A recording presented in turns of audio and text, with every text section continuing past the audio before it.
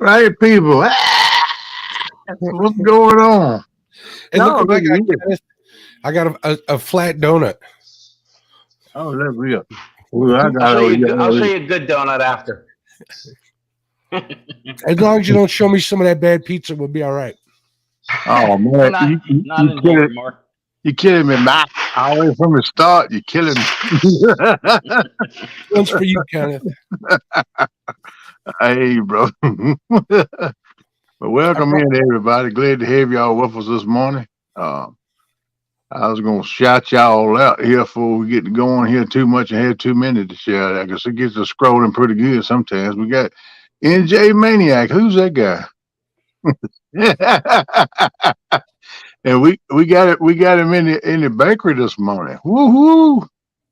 I told him I could smell fresh bread. He laughed. I say, "No, I can't smell it all the way from Jersey. I'm just messing with you." But welcome in, Mr. NJ. Let's see. I put the link right down at the top of chat. Anybody want to come up and join us this morning is welcome to. And Yaza, what's going on, man? Mr. Yaza, I want to get you not to drop some of these links the statements you've been dropping in chat. I like to keep all that political stuff out of mine, you know. I just ask you politely if you wouldn't mind refraining from that. I'd appreciate it, sir. Yeah. Hey, Jody, what's going on? Let's see. Hooks and Hammocks, Chris and Telly. Hello. They taking Martin UK out on the lake today, dragging baits. That's pretty cool. Super Smurf Eric fishing.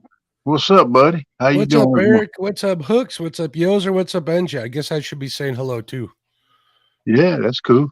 Eric, I want to apologize for yesterday morning when we come back in the basement. I was untangling my daggone power cord and I hit the button and kicked us out. Once you end the stream and you do that, then we can't get back in there. So that's the reason I didn't come back, bud. But I'm sorry. I have never done that. I told Curtis I was sorry about that too. I didn't mean to. All right, thank you, Yos. I appreciate you. Pontoon Jody. Jody. Man, I'm proud of her. She deserved them golden whiskey awards that she got. That's pretty cool. I asked her if she knew how to make coffee in James's live. She said no. Don't know how to make coffee. Yeah, the coffee makes itself pretty much. Hey, Jody, just get instant coffee. Just throw a spoonful in the bottom of the cup and get your water hot and pour it in there, and this is it. Nothing to it. All right. Super Smash said 359 days till CatCon. Right. You welcome, Miss Jody. You well deserve that. You worked hard for it, girl.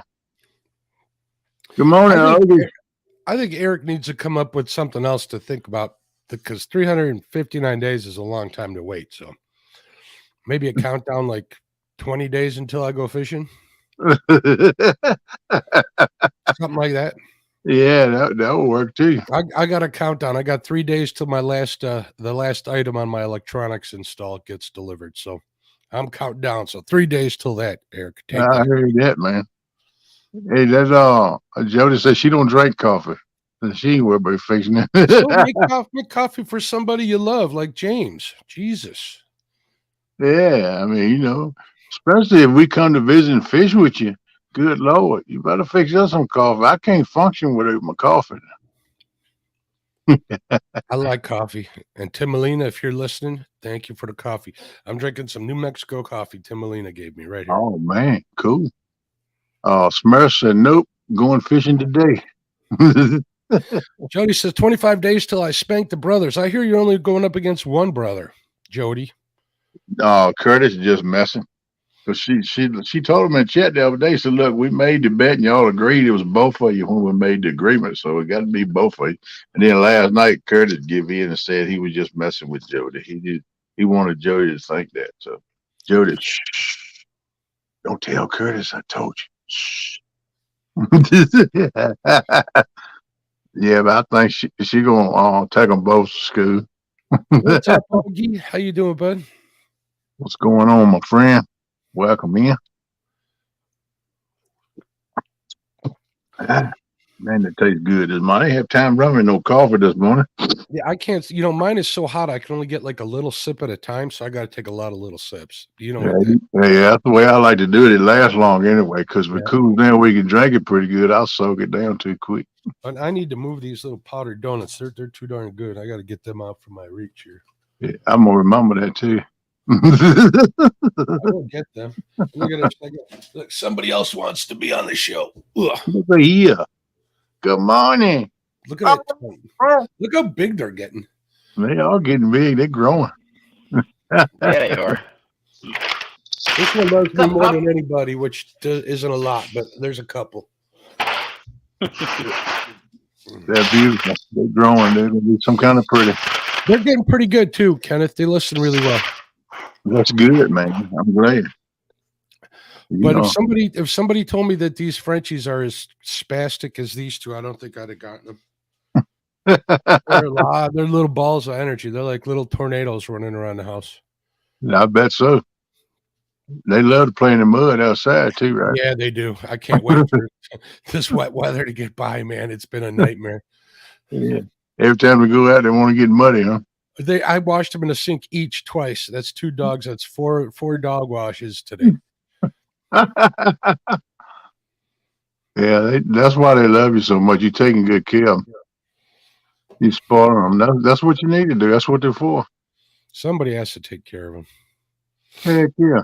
I woke up this morning. I wasn't feeling so great. And my wife's like, go back to bed. Go back to bed. I'm like, who's going to take care of the dogs? They need us. You know, they're like kids. They need care. You don't care for them. It's not a good thing. So, yeah.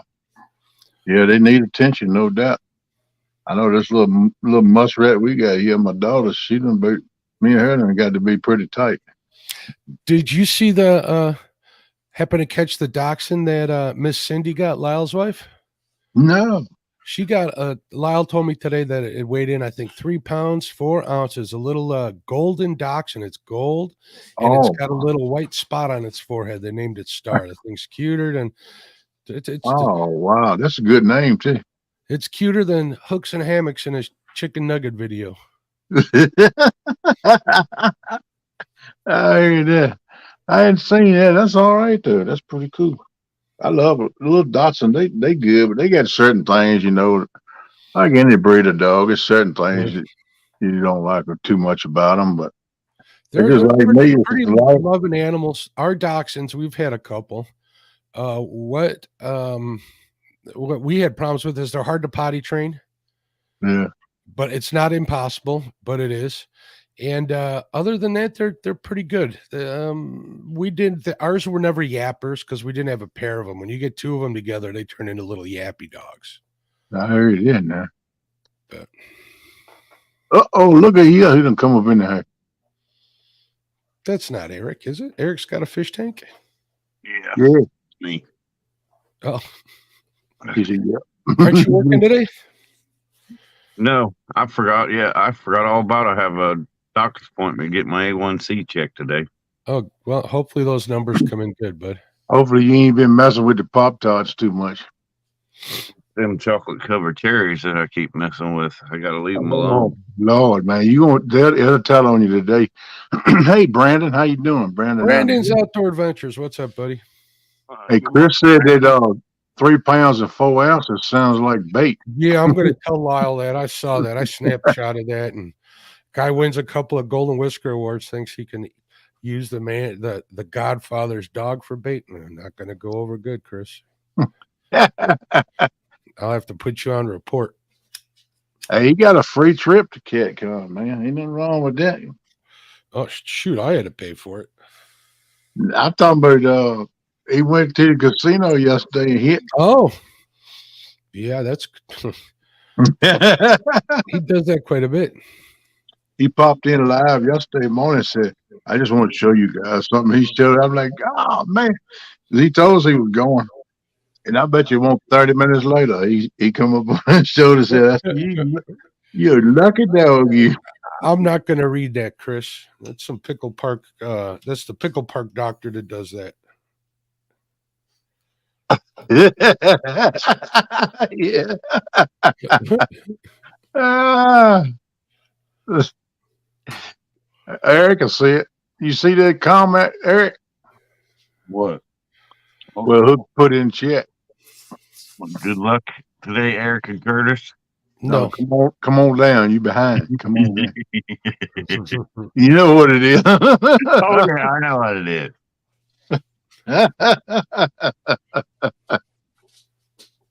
Curtis doing all right this morning? Yeah, he's snoring logs. Well, I hear that he's doing good here. He's chainsawing it out. I actually got some sleep. I got about 5 hours before showtime. I did too, man. I got about 5.5. I woke up about 40 minutes before the clock went off. I said, well, I got up, and then my daggone phone said it needed cleaning and updating and all that kind of stuff. So I did that. Come in there, fix me up some stuff to drink. I didn't really have enough. I cut myself short on running my coffee. I didn't have time. I looked at my phone. I said, Rich, I got to go in here and get set up. I know I came in pretty close to the wire. Were you worried, Kenneth? No, I won't worry. You told me you was going to be here, so I don't worry about that. You told me you was going to be here. I know. Yeah, I know my stuff works. Usually when I have people on the show, I tell them to come in like 5 or 10 minutes early, make sure the stuff works, depending on who they are. Well, that's pretty much what we do every morning. You know, I'll come in about 10, and we'll have 10 minutes till or on up till 2 minutes till. Yeah, Mark, I wanted to say thanks for having us up there, buddy. Hey, thanks for helping me out and being on there. I always appreciate everybody who comes on my show. You guys were the perfect fit. So I had bells going off or light bulbs going off when I was thinking about having it.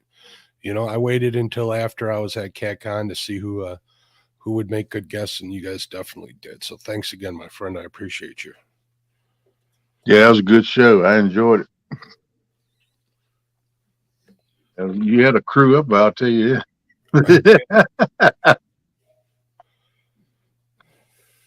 I know that was a lot of fun. I like to be in the basement, fly on the wall. No, we didn't talk about nobody or nothing. We just I'm talking about just hanging out and having fun. Because one time, boys, they got quick wit. They come up with stuff pretty quick. Yep, that's right. That's right, Jelly Roll. Hey! I told you can't pay no attention to what them boys tell you now. What's Jelly Roll? What am I missing? Oh, you didn't hear the story from Art about old KP there. Uh-oh. Is it safe for YouTube? Not really. No. Even Kenneth saying it's safe for YouTube. No, that's probably best left for private conversations. Yeah. Everybody's being so quiet in chat. What's going on, folks? I don't know what's going on. We got 9 people up in here this morning. You but know who we're nobody's missing, and she deserves to get some rest, is Melissa. She usually gets them chatting in chat. Yeah. If she's watching the replay, Melissa, we miss you, dear. Absolutely. And we also miss Hawgleg. So we miss both of them, but they're taking a week off and getting some rest, and they need it. I mean, they deserve it. They work hard. Yeah, they both need it bad. You know, and the Hog, he's having issues with his heart and stuff, and then Melissa, she's worried about him and staying up and taking care of him, and she can't sleep because she's worrying and stuff. And they need to take a break, get some rest. I hope he's in the bed sleeping now, snoozing. Hog told me today he's gonna try to get some rest, and he just wanted to sleep. I said, that's what you need to do, man. So, but they're not going to do his catheterization today. He wanted me to tell everybody. I'll go ahead and announce it now and announce it again later when more people get in here. But they're supposed to do his catheterization today, but he went again yesterday, and they told him that his kidney function was way down from where it was last time they done blood work, and they took him off of the diuretics, in other words, the fluid pills and stuff, and told him just to take it easy and keep doing what he was doing. And he wants to come back Friday and do blood work again.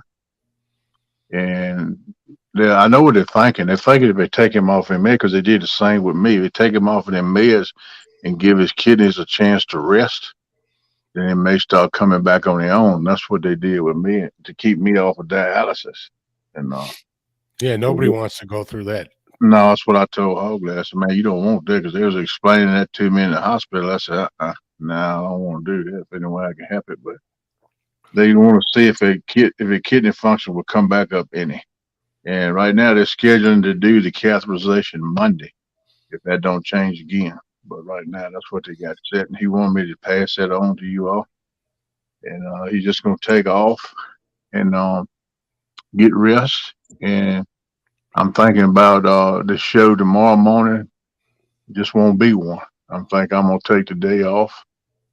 And I was thinking about, I was debating on it. I told Hawgleg I didn't know. He said, well, you do what you want to do.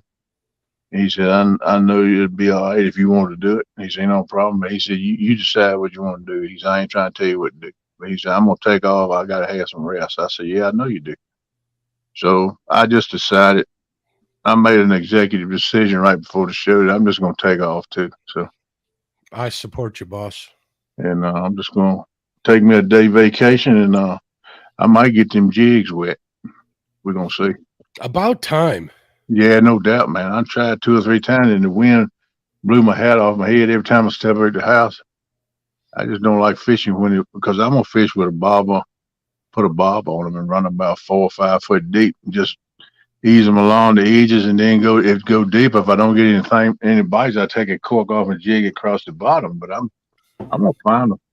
You'll get on them. You can have you a fish fry tomorrow night. Now's the time. Yeah. I had to run out to the post office today.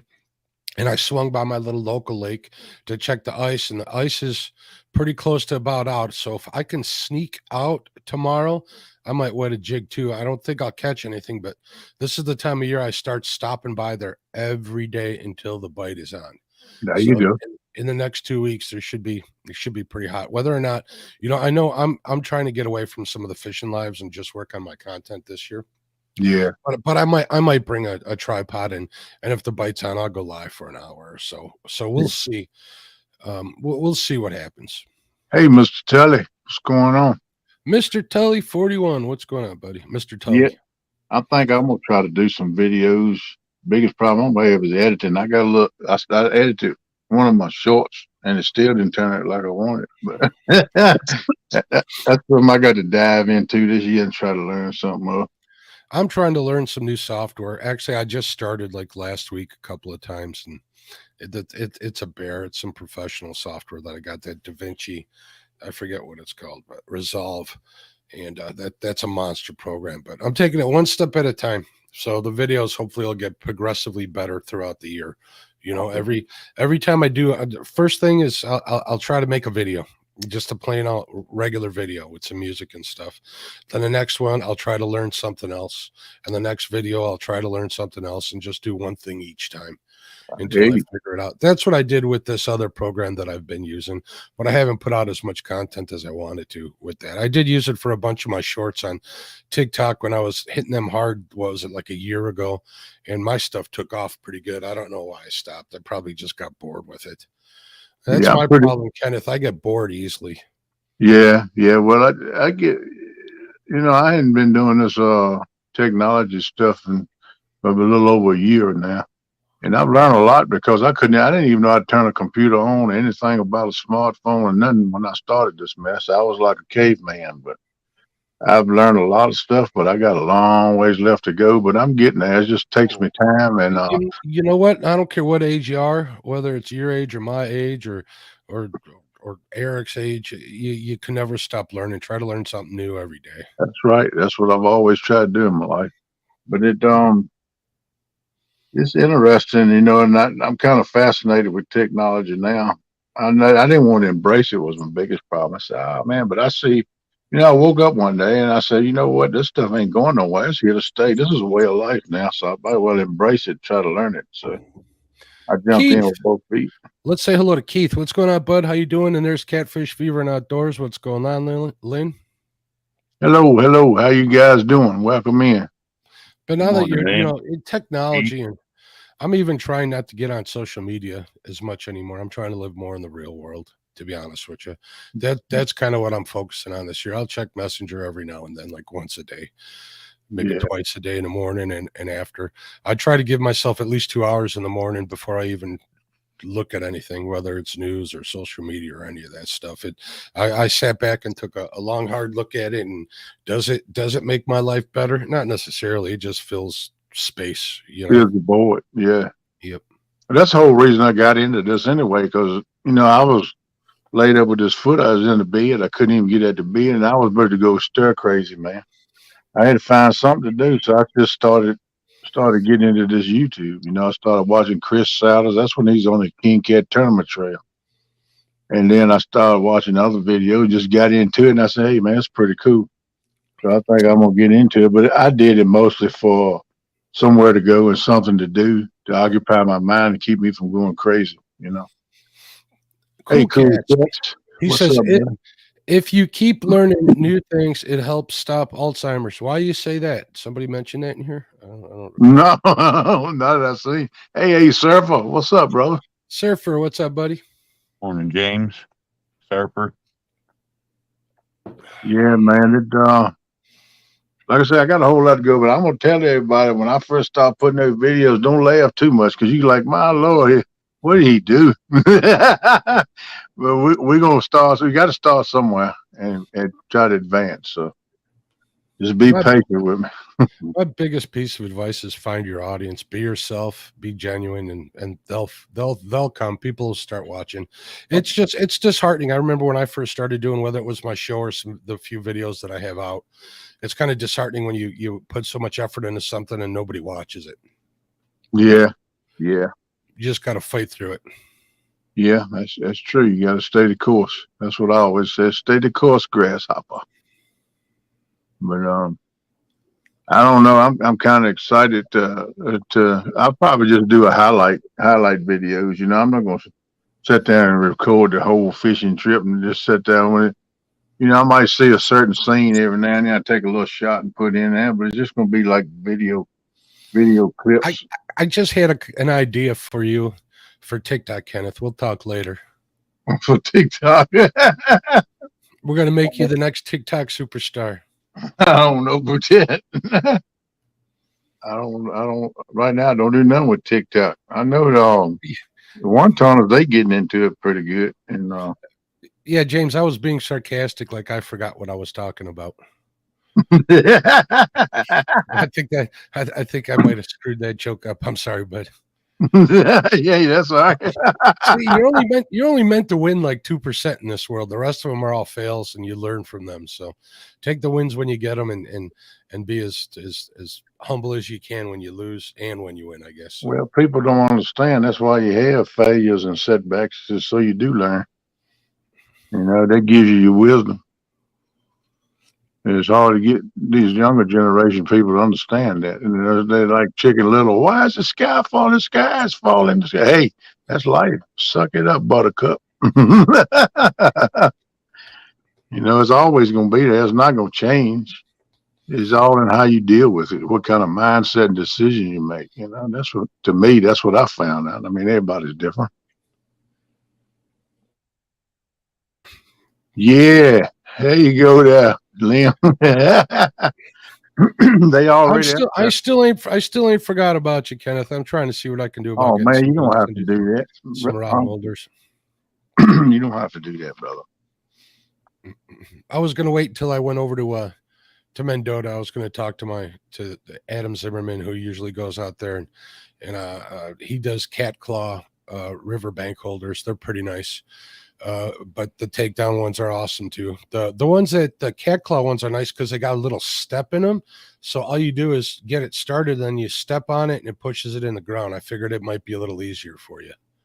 Yeah, I thought about that too. I thought about making some going over to Pops to you got a little shop over there. Well, we call it a shop. I got a frog in my throat now, so I might mute myself in a minute, but we don't have it closed in. It's just a shed with an open bay. And we've been using it for a shop for the last 35, 40 years. As long as you got a place to work. I got too much junk in my garage, which I always wanted a shop, which is why I got the 3-car garage in my for this house when we bought it, and Yeah, it's just full of fish and stuff. I mean, I got no room to work in there.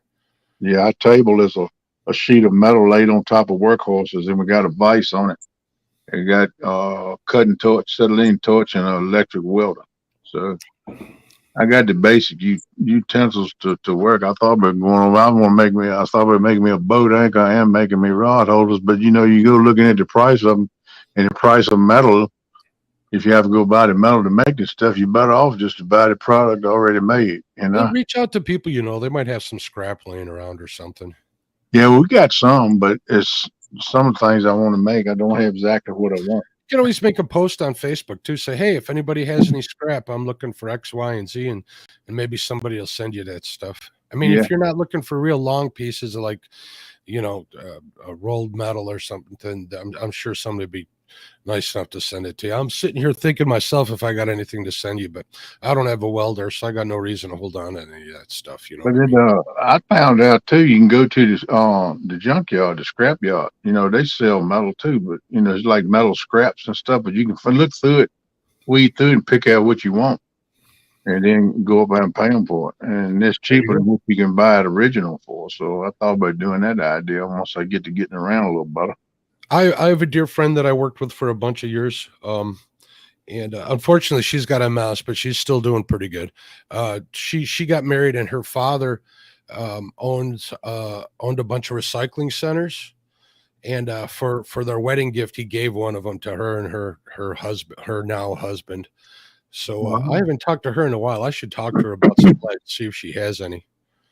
That's pretty cool. Yeah, that's a good gift right there. That's a gift that keeps giving. Yeah, somebody that's coming up to Mendota is supposed to bring me some lead, so we're thinking about getting a pot and stuff just to make jigs and stuff. I don't use enough lead when I'm fishing. The way I fish, I don't lose weight. So, all right, James, take care. Have a good night, James. Hey, Rob Fox, how you doing? What's up, Mr. Fox? Welcome in. Glad to have y'all coming in. If you hadn't, I appreciate you. Go over and smack that thumbs up for me. Help the channel out, and be much appreciated. That way, YouTube show me some love. Like, oh yeah, that's all right. Let's play a little bit more of this crap.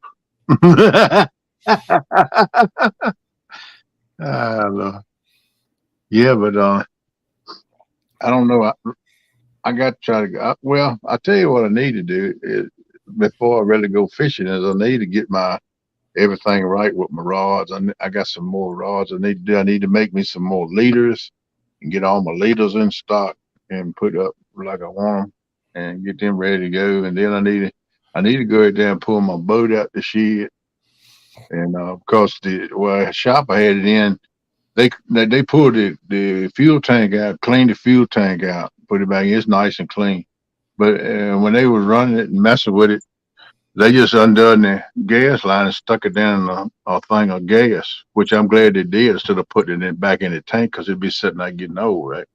So I got that hanging, and I know dirt dabbles and stuff's getting ready to fly around. I don't want them plugging up the holes on the tank or the hose.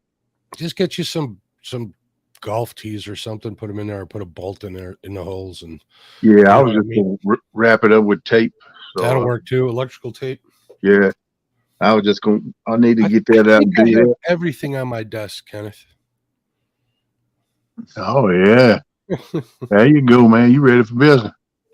I was putting some braid on some spinning reels, so I use that stuff rather than a.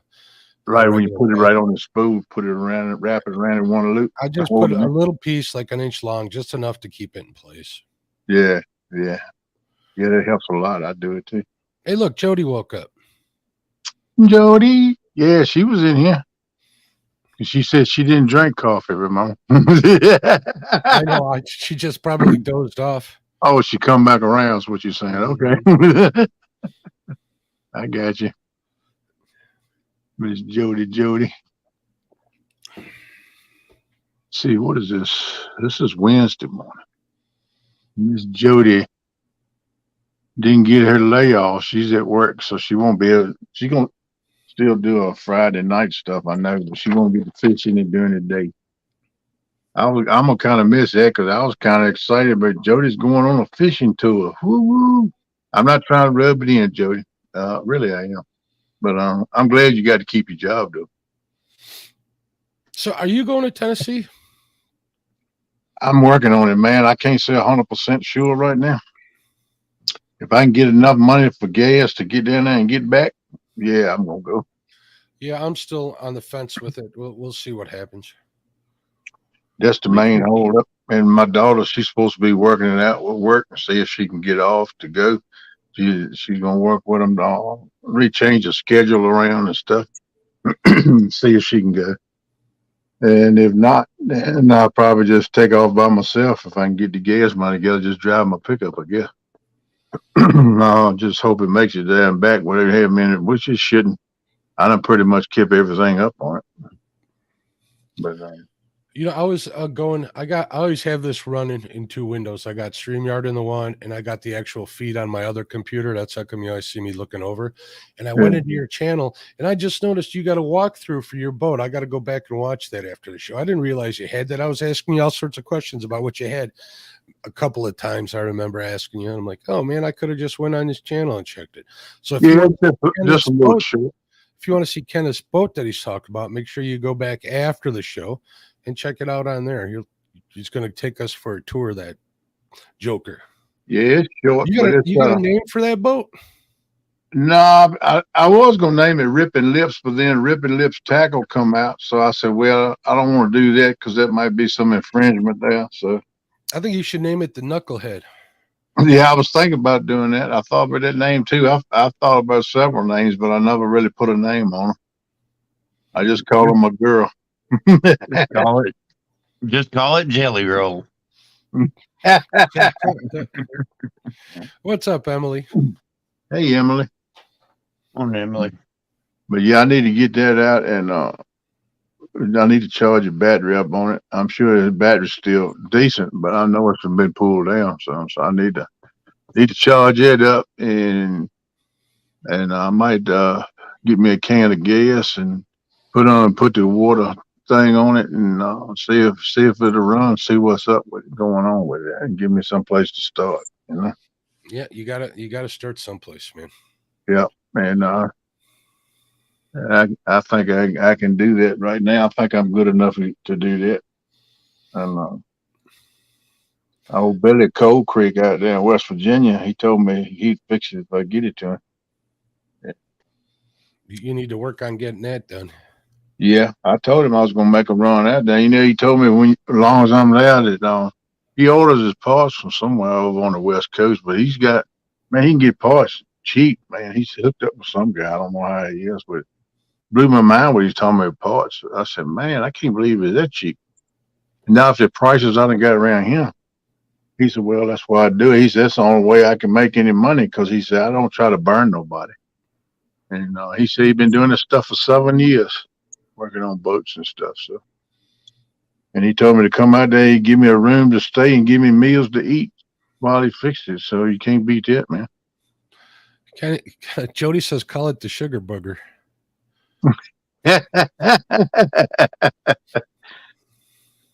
Jody, you a mess. Hook says, call it toe jammed. I was thinking about calling it toenail.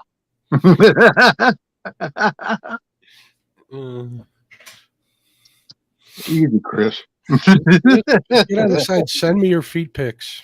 You might get lucky. You might get some you like. Oh, as long as Brokeback Bob don't send them, I'll be all right.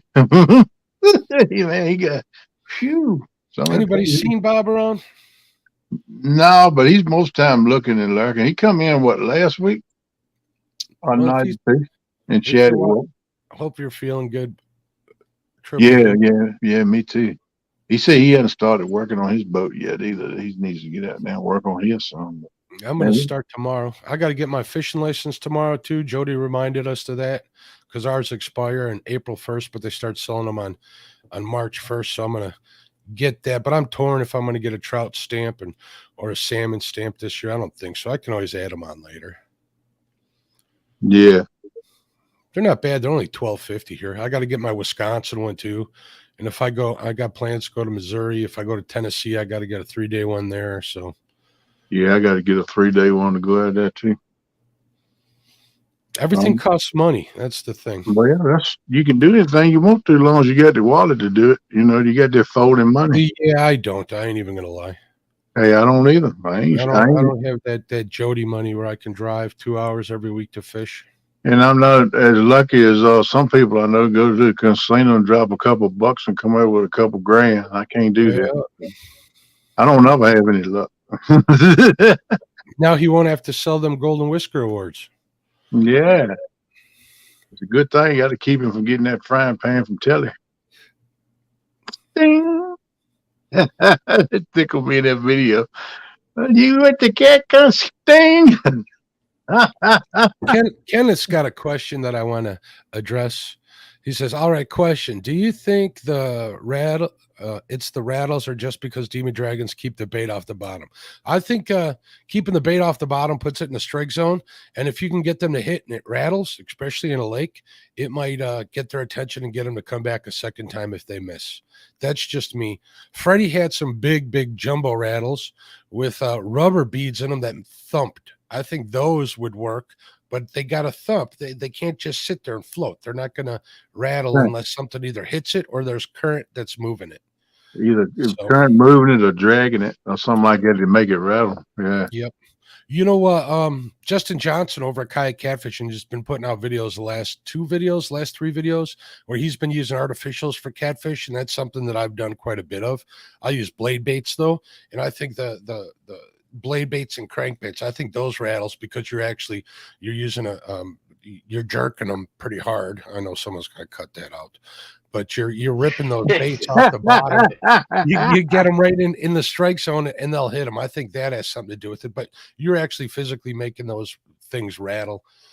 So if it's just sitting there with the bait in the water, it ain't even rattling, so it's not even an option, which is why I like to think that they don't hurt the bite. Whether they help it or not, I don't know, but until something makes it rattle or the current makes it rattle, we really don't know. What's up, Martin? Hey, Zach. What's up, Martin? Welcome in. What's up, Zach? How you doing, bud? Glad to see y'all this morning. Yeah, dog. I don't know.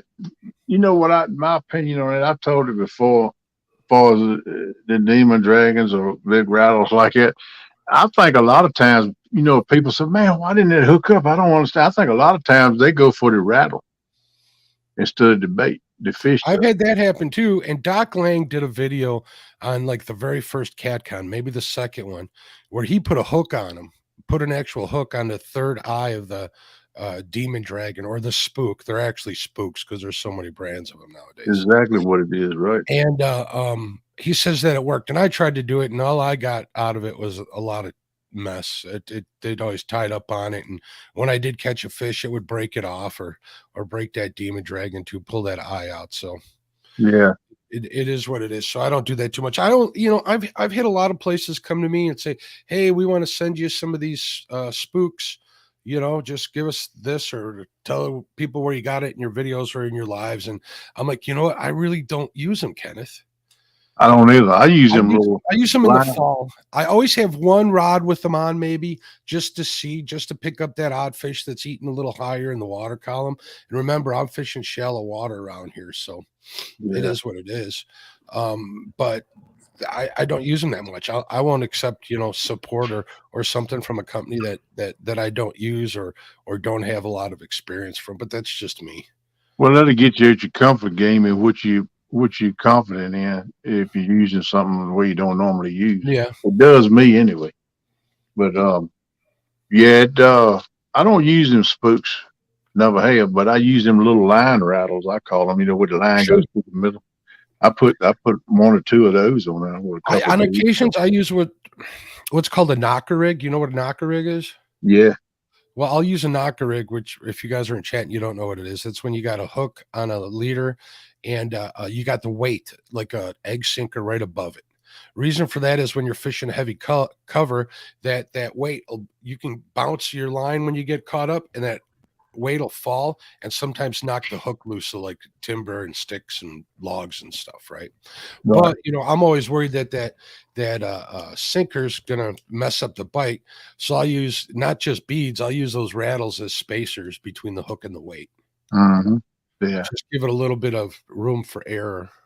If I run anything on my leader above my hook, will run up and down the line, I always put me a bead or two above and knot, and then I put one of them little line rattles. That's what I call them, a line rattle. Yeah, I like the glow ones too. I get the fluorescent ones off of eBay, the beads. If I'm using them, the white ones, and I get that from the salmon guys. They use those all the time, like the 5mm ones. They work pretty good. Yeah. But I don't know. I just never been confident in the spooks for that reason. And I believe that happens a lot, because especially if that thing is in a current or you drag it and it's rattling, they're going to feel them vibrations and stuff. And they can sense it, the bait in the water. They know it's there, so they coming, right? And then they sense the vibration of them spooks. And I think that draws their attention to it, and they go to it and hit that first, especially if curiosity killed the cat, and curiosity will catch the catfish. That's what I say. Yeah, and that's just what I believe. I don't know if there's anything to it, but that's what I believe, and I'm sticking to it. So that's why I don't use them. And I thought about doing what you said, put a hook on them, but I think it would be just a tangled up mess if you do. It is. It definitely is. If you want to put 2 hooks on there, put a double hook rig. I see Justin Johnson. He uses those flies, those stinger flies on the back. I might steal that idea from him. I got to tell him I'm going to do that before I do. But I can see how it works. But then again, he's fishing in 30 feet of water, and he's also suspending baits most of the time off his kayak. So I don't know how that would work in my place. And Keith says, yeah, like you, Mark, he just has channels and flathead. Well, Keith, don't you worry, man. Channels and cathead and channels and flatheads are the best of the three as far as I'm concerned. Yep. So consider yourself blessed. I haven't had too much experience with blues, but I'm a big fan of channel cats and flatheads like you wouldn't believe. Yeah, well, if you get into blues, you're gonna like them too. I love all species. I even like mud cats. I like catching them. A lot of people do. I'm a bullhead fanatic, and not just for bait. They are so fun to catch, man. On light tackle. I love them. They're so mean and nasty. Yeah, they're like little bullheads. If they got to be 30 pounds, Kenneth, I wouldn't get in the water. You couldn't get one in because he'd break it off every time. I would not get in the water. They'd be eating people. They would. They mean. But I'm gonna concentrate on using them more for bait this year than I have been. I thought about doing a bullhead catch and cook video, but all the bullheads I catch are in some pretty dank water. I ain't eating them. Yeah, most of mine is basic them yellow cats, and they don't taste good no way. Looks like Zach wants to come up. Okay, let me see here. I think the spooks help keep the bait off the bottom, so you get less turtle bites. No, I've had turtles eat them too. I've had turtles eat them off the bottom too. Turtles don't care; they're animals either way. But yeah, it does keep it off the bottom definitely. In the fall here, for some reason, the flatheads will bite in higher in the water column because they're really putting their feed bags on. During the summer, pre-spawn and right after post-spawn, they're staying close to the bottom, and you want to get. If I knock myself out, I'll come back in. All right. If you knock yourself out, I'm taking the rest of the night off. So don't do that. I'm trying to do this on the phone, and it did knock me out. Let's see. Carmel Muncie in the house. What's going on? What's up, Carmel? What's up, Carmel? Rob Fox says, I would love to have a truckload of bullheads. They're a great bait for blues. I didn't know people used them for blues, but they're predators. They'll eat anything. There we go. Finally comes through. I don't know what it is when I'm doing a live stream. I can copy it, but I can't paste it in chat for some reason. There you go. Let me take a look if I can. I got it. I just finally got it. I'm going to paste that or copy that link somehow. Unless you send it, copy. I think I got it. So if I need to send it to somebody, I got it in my clipboard. All right. Thank you, sir. Let me. Yeah, I can. I don't know why. I can sit back in the basement like I did it before the show started. I copied it and went and put it in chat. I hit it and and pasted it right in with no problem. But then right then, every time I go to paste it, if I can put it in chat, it flops up to where my keyboard's showing. Gotcha. And then I got to go back down, try to do it again. We got it under. We got it under control. Next time you go, if you go into YouTube again, wait, where do you paste it, in StreamYard, or do you actually have to open up a YouTube window to do so? StreamYard. I can't open up YouTube right now. When I'm on this phone, all I can do is just what's in here. I can't get to YouTube. I know I got to get internet, people. Y'all bear with me. I'm trying. Don Johnson, what's going on? Hawgleg didn't have the procedure today. He had some complications with his blood work, so they're waiting until Friday. So yeah. In your thoughts. Yeah. I said earlier, but I'm gonna talk about it again. Make it now. He want me to announce it to you guys. He called me today and talked to me for a while about it, but I was waiting till it gets a little bit later here and get more people in here, and I'll tell everybody again. But y'all just remember him in your prayers, and remember Melissa in your prayers. And like I said, I think tomorrow morning's show, there won't be one. We're just gonna take a day off. And Hawgleg needs rest, Melissa needs rest, and I wouldn't mind having a vacation day myself. So just let you guys know, and don't be looking for a thumbnail or nothing for a show, because we're just gonna take the rest of the week off. Just when you get a chance, just post a little note on your community tab, and people will see it. Yeah. Oh yeah. Morning, everybody. Hey, so this is day 10 of not smoking, Hawgleg. I mean, Kenneth. Way to go, man. What's up, Good Jeff? for you, man. Pretty proud of myself. You doing all right? I went 18 days about a month ago. Yeah. And then I caved. Yeah, stress will do that. I went 7 days before my wife went in the hospital. She went in the hospital and it was all done. I'm lying. I had 2 cigarettes over the weekend, but that sure beats the 4 packs I would have smoked over the weekend. Great. Yep, No doubt, man.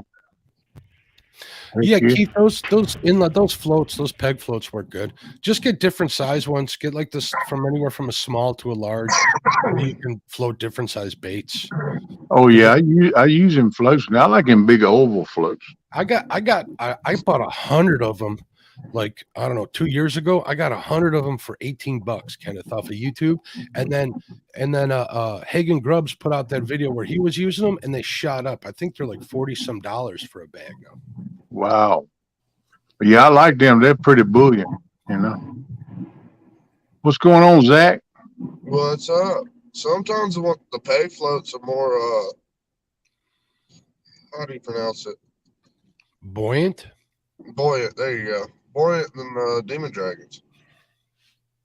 Oh, they are. Yeah, demon dragon is not really that much for buoyancy as much as a peg float. Yeah, and we're talking about being either anchored up or bank fishing. We're not talking dragon baits. When you're dragon baits, those rattles probably do help because they're moving and they're making noise. All right, Chris. That's there's the only always time I really use demon dragons is when I'm dragging baits. There's always a depend. When I'm anchored up and I'm in current, like on a river, Zach, I always have one line out there with a float just to make sure they're not biting in the up in the water column a little bit. But other than that, I'm always using a Carolina rig. I might switch over and use some Santee Cooper rigs this year because I want to keep my baits on the bottom in heavy traffic. So I'll leave some slack in my line rather than my boat dragging baits all over the bottom, you know. And then because a Carolina rig, you know, that line slips through there. It going all over the place. It's just a better way of controlling your bait placement. So are you gonna use sinker slides, or you gonna use weights with the holes through the middle? I use sinker slides always so I can take them off, right. Take the weights off, and I use the coin sinkers. I tried to get some pyramid sinkers from Brad Cuddell, but he's only got 4 ounces, and I want either 5s. I want 5s and 3s. So if I start making some weights for myself, I'll get a couple of them molds in those 2 sizes. Yeah, I need to try to get with Brad and get me some pyramids, because I'm gonna go back to doing that. Well, a lot of people call it Kentucky 2-hook rig, but I call it a 2-hook rig. I call it a high-low is what I've always called it. Yeah, I used to use that. That was my go-to rig for years and years and years. The only thing I used. And then I got into YouTube, seeing all these other rigs and stuff, and I got to fishing with them. But I think this year I'm gonna go back to more of that 2-hook rigs. See, I use a Kentucky rig sometimes when I'm suspending to bounce that weight off the bottom. Yeah. To know exactly where I'm sitting at. Mm-hmm. And I'll use the Kentucky rig to bounce the weight. Well, what And I it like won't about it, snag puts up as much as you think I would because I use a shorter Kentucky rig, so I Yeah. can see when that weight hits a structure, Mhm. and I'm able to adjust and pull up just a little bit to get over it. Right. Yeah. I don't know. I just feel like that's what I want to go back to. Look like to me, I was more confident in that, and I had better success. I thought at it. So, and I'm gonna use other rigs too, but I'm gonna have at least one rod dedicated to a 2-hook rig, and I'm gonna hook a bob on that more too. But I want to get me some of those Patriot James floats, man. And them big ones, because I want to throw some pretty good sized baits out there in the river for them old flatties. I Float need them to. over structure. Oh, You've seen me catch them on them. They work pretty good. I miss more than I catch on them, Kenneth, though, just so you know, floating baits. Yeah. It's hard to get them hooks to set. Circle hooks are pretty darn hard, which is why I use J hooks with those knocker rigs on them. Yeah. I'm gonna try them. I'm gonna try them 12-aught. Well, damn River Boys sent me, and see how they do it. And if they don't get a hookup ratio that's pretty satisfactory with them, I'm gonna go to J hooks too on doing it. So remember, I told you I got everything on my desk. There you go. These are my favorite J hooks. These Gamakatsu Big Rivers. Man, I love Gamakatsu hooks. I love them. They're pretty much my favorite hook. I just so far put it like that. They're the second sharpest hooks that I got. The first ones are those Trocars, but they don't run big enough. I've got some J hooks just in case I want to run floats. I won't use a circle hook when I'm running a float. Yeah, I'm like Keith, just Carolina rigs for the most part. I like to experiment every now and then, and I do have my float rigs that I use on my Whisker Seeker floats. I love them things. Whisker Seekers was nice enough. They sent me a net a year before last, and they sent me a bunch of their version of the spooks, which are pretty much just, dragon setups. I use them a lot. The big Berthas and stuff, they work pretty good. Yeah, I hear that.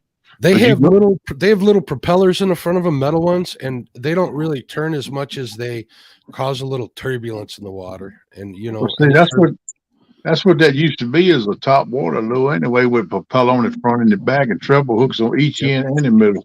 Mm-hmm. And I used to have a bunch of them. I used to fish them. I used to catch a lot of tame pickerel out of these public waters where I fish these state watersheds. And man, I used to love to do that, man. You zing them things across the top of the water, man, and pickerel can't stand it, man. They go crazy. And of course, I catch bass and stuff too. Taking a whopper flopper and taking the hooks off of it and using that in the place of a spook just to get that water turning, get that bait. That'll work. Just as an experiment to see how it would work. Yeah, you can get those. Yeah, but as long as you got a hook on them, on that whopper plopper, because they're going to bite that rather than your bait. Yeah. Carolina weights, Carolina lake weights, they are selling them there in rigs. You know, them little turbo things with spin. Yeah, I've seen them. Yeah, they sell them on their website now. Yeah, Whisker Seekers came out with them a while back. They got look like little torpedoes with a prop, like a prop. Yeah, they got little swirl like fins on them, and they swirl in the current. Yep, nothing new. Everything's been done. I thought about trying those. I never used them, and I just realized when I was looking at Rebecca and Jamie's website, looking through some stuff, and I seen it. And I said, "Oh man, that's pretty cool." I watch all of these live streams, and everybody from like even Chunky to like even watching James today, everybody's using floats and stuff when they're anchored up or bank fishing and stuff. And if it works for them, great. My advice to everybody is to keep it simple. Yep. Use the KISS method. Keep it simple. I mean, scent, you're usually fishing for catfish. It's in cloudy water. Noise obviously has something to do with it, but unless you're dragging them baits and you're making that noise underwater, it doesn't do anything. Get it in front of their face in the water column, get that scent out there, and you'd be good to go. Yeah, I found that to be. That's what I said. I'm gonna go back to the way it was before I knew about all this different kind of stuff. I'm going back to what looked like I had good success back then. And I'm gonna kind of venture back to that. And a lot of people are probably going to be cringe when I say this, but you'd probably be better off grinding up some bait and using it for chum in the water, to be honest with you, than using a rattle. If you're not using a rattle or a float to get it in a certain spot in the water column, you'd be better off throwing a little chum out there. You don't even have to throw much, half a handful or something. Yeah, I've used chum before. It works. I get more little fish using demon dragons and stuff like that anchored up and on the bank. That's why I just quit using them and went straight back to my Carolina rigs on the bank. Because I catch so many small fish on it, and I'm like, and then all my big fish are picking the bait up off the bottom. They're not wanting it suspending in the column. I mean, it varies time of year, but most of the time, most of my catches on a demon dragon, if I'm not dragging baits, it's small fish. Now, if I'm dragging baits, I will pick up a bunch of big fish because I'm targeting the active moving fish.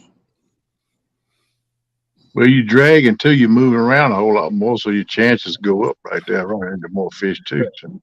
If you guys see me night fishing, I'm looking for traveling fish. Always at night, I'm looking for flatheads. They're always moving. If I'm fishing with even hopes of getting one, which I don't have too much, you really got to work hard for flatheads during the day, at least in my water, and that's targeting them. It's not channel catfishing and getting lucky and catching a flathead. It's not blue catfishing and then luckily tripping over a flathead. When I'm looking for flathead, I'm targeting them. So I'm fishing, brush piles and stuff during the day. And if they don't bite in 10, 15 minutes, I'm moving. I'm fishing off the front of my boat with a 9.5 foot whisker seeker rod, and I'm flipping them baits under a float right into that mess that's underwater. That's how I do it. And I haven't really done much of that in the last year or so because I started doing lives. And when you're doing a live, it holds you back because you're worried about the people in the chat. You're worried about, having to take a break and moving, but it's just not conducive. The one isn't conducive to the other. So when I'm doing lives, I'm trying to keep all that stuff in mind. And I've come to the conclusion that it slows me down quite a bit. That's why from now on the kayak, I might do a couple lives here and there, but from now on the kayak, it's going to be mainly production videos because it's just a lot of work, a lot more stress on the kayak to do a lot. And I agree with you, Rob Fox, and you're exactly right. That's what a lot of them is in it to make a living and not for sport. Yep, I agree with you 100%. A lot of stuff on whether it's TikTok or YouTube, it's for show. And don't let it, I watched YouTube for the longest time, and I watched a lot of guys who know what they're doing on there, and it might work for them, but it doesn't always work for you in your water. So you got to try this stuff. I'm going to add that to that. And then you got the people that are doing stuff for show. You know what I mean? I don't have glow rods. I use red in my boat. I make jokes calling it the red light district, but I have a reason for using red. The bugs aren't attracted to it. I don't care what anybody says. It's way better than any yellow I've ever been under light wise. I'm more of a, if it keep doing it, if it works. If you don't need to do it, don't. If it doesn't add to the probability of getting on fish or hooking into fish, it just. If anybody got any ideas out there how to keep mayflies off of you, let me know. Yeah, get a full enclosure and don't open the door. Yeah, I've been playing with that too. Setting one up on the bank. But you know what? My buddy Jonathan over at Hooks Catfishing, he uses white light and he gets swamped with mayflies. Bad. Yeah. Have you ever seen me have that problem on my boat, Kenneth? And we use the same water, so I don't know what to say. It must work what they say. They say that red and that light spectrum keeps that light or keeps them bugs away. So Yeah, I've heard that it works good on bugs, but I just didn't know if it would have. But you're right. Come think of it, since you made a point of it, worked for the mayflies too for you. All right, guys, I made it to work. I'm gonna jump down. All right, Zach. Nice hearing from All you, bud. right, man. Thank you for coming in, brother. You have a good day. Be safe. Later, Yeah, y'all. I'll Rob, be you know, in chat here in a I little agree bit. with all of that, but there's, making a living from something you love doing is fine, and I kind of share the same feeling about it should be. Well, here's my thinking about fishing, and I'm going to get a lot of flack for this too, right? Fishing is a means of acquiring food, as far as I'm concerned. That's how I was brought up. That's why you fish. You fish to put meat on the table, meat in the freezer, right? Putting hooks in their mouth, holes in their mouth, and letting them back. I can understand it. I do it all the time for conservation purposes. You know what I mean? I do have a little bit of guilt for that, but it is what it is. I'm trying to deal with it. As far as like tournament fishing goes, I get it. As far as YouTube goes, I get it. The last thing I'm going to do is condemn anybody for wanting to make a buck. I mean, that's the American way, the capitalist way. So more power to them. Just remember what you're watching. What's up, Miss Chrissy? How you doing? How you doing, Carmel? Hey, Chrissy. And Hey, it's just my personal belief, and I'm kind of a jerk. So Chris, tell it. Hey, y'all be careful now. Keep your eye open. Watch for deer. And, Yeah, and this year's going to reflect me being a little more selfish with my fishing. I'm going to fish for me and just take everybody along for the ride. So, yeah. I'm gonna change it up some too. But I just main thing is I want to get it down my boat, man. Get back in my game. This bank fishing blew me away, man. I just can't get a grip on it like I used to. you need to find a couple of good spots where you can just back your truck up and fish like 5 feet max from your truck. You'd be a lot happier. Well, I got a place up out. I do it I can do it on the Stanton River and the Dan River, which I have fished a couple of terminals there and all that. But I hadn't been hooking up. I've been getting some bites, but it just hadn't been hooking up. I hadn't been getting anything to the bank. So, but I know they're there. I know it's fish there. I Well, understand, Rob, very much so. What's up, Brian B? Brian B in the house. I see Chrissy Brown. If I missed you, I apologize. Hey, Brian B. And Don Johnson. I don't know if we hollered at him or not. I hollered at him earlier because every time I see him, that Miami Vice theme goes through my head. Ain't Yeah, man. That's me, not you, Don. I think about Don Johnson walking around with that white blazer on. Yeah. But one of the 7 to 7 What's up? Did you see the private chat? I did not. One of the 7 to 7s I was in with Mark, we was fishing on the Stanton River and I caught 2 or 3, but that's the only time that I've been on the stream or anything that I caught some when I was fishing there. But we had to take it wasn't too far, probably 100 yards or so down the bank to get to that spot. I'll take you up on that, Mark. I appreciate it, but I'll give you my shipping address when we get off of here. No problem, man. You got it. If you ain't using them, let me know what the shipping costs. I'll cover that for sure. All right, yeah, I got a good amount. So. Well, whatever fits in a flat rate box. I don't need like 800 pounds of them. No. Okay. Yep, that's good. Downtown Ernie Brown. See, I get that from you, Kenneth. What's up, little buddy? What's up, Ernie Brown, my brother? Hope you're doing all right this morning, buddy. Him and Chrissy are good people. I spent some time talking to Chrissy over. Yeah. Always great. I love talking with Chrissy. She's such a sweetheart. Yeah, I want to go meet them and hang out with them some. I'm hoping they come to Tennessee. If I can get there, I'll meet them. I think he said they were coming. You know what? We're sleeping in a tent in Mendota, and I don't know about all that. I'm having second thoughts. Come on. But I want to be where the action is. That's the problem. Well, you can be. You can set a tent up right down on the bank when we bank fish, man. That's where I was at last year at Tennessee. Where Hawgleg and I camped out, and Zach was there.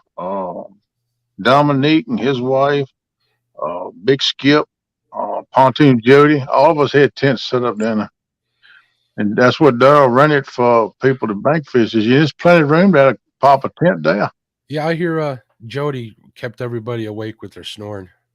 Yeah, good Lord. That woman can snore. Woo-wee. I thought it was Big Skip. I thought it was. I thought it was Big Skip, man. I woke up that morning. It was real early, man. Real early. And I looked around. I could hear somebody start. I said, good gravy, who is this? So I walked down closer to her. I said, I wonder if that's Big Skip. So it's got to be him. Look at you, man. Look at you doing that to me. Don't. I There's know Brad you. Cardell. What's up, Brad? Hey, Brad. I know you couldn't wait. You kept looking at the bag, didn't you? You couldn't. You couldn't help it. And I walked down there, man, and I'm gonna tell you, I said, it got to be Big Skip. But it was, I got down there, it was coming from Jody's tent. I said, good Lord. I said, I What wonder. incarnation? Yeah, I said, I wonder who Jody got in there. And then I said, it must be Jody. Good Lord. You thought Jody had company, huh? Yeah, I was just thinking to myself, I had all kinds of stuff running through my head as to what's going on now. I didn't know she snored like that. And I'm usually not this rude, folks. I'm just eating powdered donuts to upset Kenneth. Oh, he said that. He all the time eating that. I'm just messing with you. I'm just messing with you, but Yeah, we got a thing going on, twins. We're doing powdered donut. so this morning I wake up feeling like crap. I don't know how else to say it. And I'm sitting there thinking on the end of the bed, I'm like, man, I got stuff to do. Got up and I did it, and I'm glad I did. I had a bed cover, one of the backflip covers that I had warrantied out because I had some issues with it. Great people. They took good care of me right away. No questions asked. They wanted a couple pictures, sent them the pictures. I had a new one in 3 days. So I got that replaced. I did a couple other things. And once I got moving, I started feeling a little better. So took me a nap before I came on here to hang out with you. And now I'm eating powdered donuts for late night dinner here. So, but yeah, good, man. Get that sugar rush too. That'll help you. Yeah, I don't need the sugar. I need to stop eating the carbs altogether. I need to do like Bobcat and get on that carnivore diet. I gave him some business the other night telling him I can't afford that carnivore diet like Big Money Bobcat. And he's like, I don't got no money. I'm eating goat steaks. I'm goat steaks. Where in the world do you even buy goat steaks?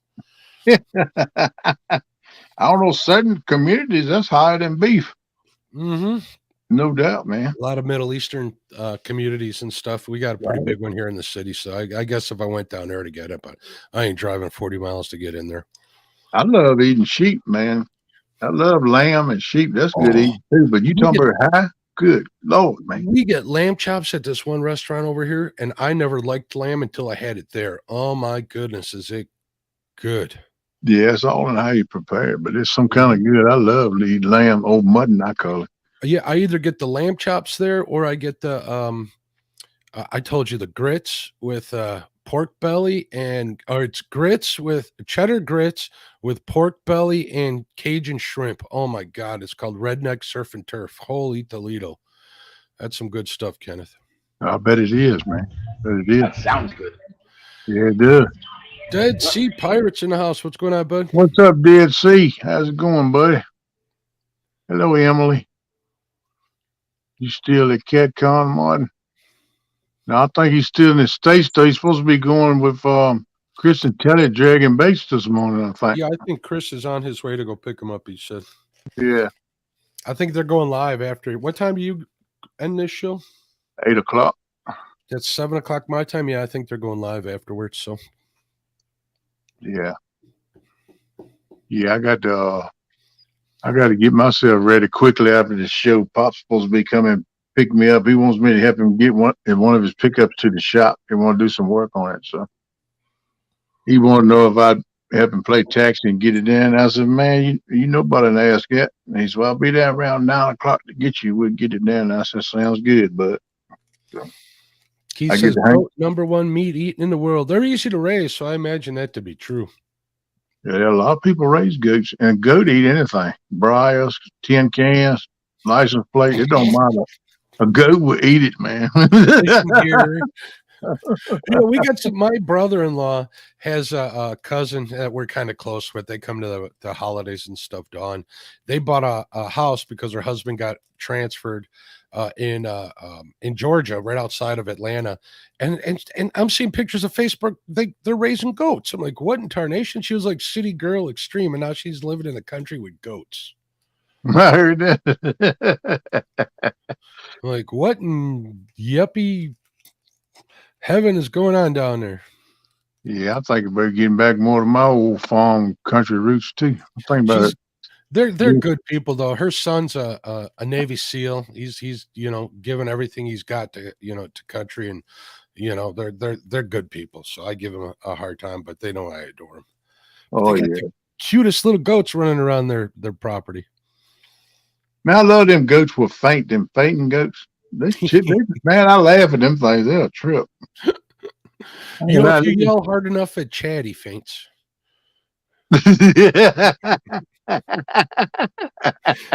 He's probably listening. See if we can call him out. Yeah, D must keep him. He passed out all the time.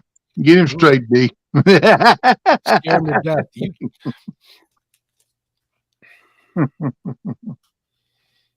Yeah, old Chad's good. I can't wait till they come here, Virginia, this spring. Get to see them. Yeah, you would think that chicken was the most eaten meat in the world because it's so easy to raise on a little bit of property. But I guess not. They might need more water than goats. Oh, And chicken drank a lot of water now. Yeah, and water's a big problem in other places of the world, so that could very well be why. And a chicken likes to peck at something all the time too. But one thing good about a chicken is if you keep them in a coop, if you can't afford to feed for them, now if you want eggs, you need laying mash to help them a little bit. But that's expensive as crap. But you can just open the door and let them free roam, and they'll get all they need right there. You don't have to. Those are the ones that have the yellowest yolks too. Those ones that are legitimately free range. Mm-hmm. Yeah. That's what I hear. I've talked to somebody that's pretty close to me, and in the catfish community, and I know they raise a lot of chickens and stuff. And he was explaining to me what if you buy eggs that say cage free on them, it don't really mean they got like 3 square feet. That's all they're required. So they're not actually free range. But if you know somebody who's got a farm who's got chickens running around all over the place, those are the ones you want. Yeah, if you got one caged up like that, you got to feed them all the time. They can't get nothing anyway else. Did you ever see those chicken tractors? Uh-uh. Chicken tractor, it's like a cage, like 3 feet tall, 2 feet tall. They keep a bunch of chickens in them. They're like 10 feet by 10 feet, right? And what they do is every day they move it. They move it on grass. And what those chickens do is they fertilize the lawn under them, and they pick all the bugs and the grubs out of the lawn. So they do real good. You don't have to feed them. They feed themselves. All you got to do is bring them some water. Wow, Japan. That's a new one on me. What's up, Paul, Japan? Welcome in. Walking home from work. Jody says she is a chicken tractor. I heard that. I never heard of that before. I forget the guy who invented the technique. I think his last name's Sutton, could be. He's like a big deal in the homesteader community, like a real big deal. You want the old moonshine Sutton that used to make moonshine? No, not Popcorn Sutton. Let me look up the man's name.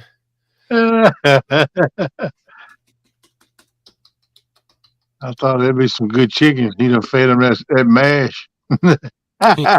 After they run it, there'd be some good tasting chickens.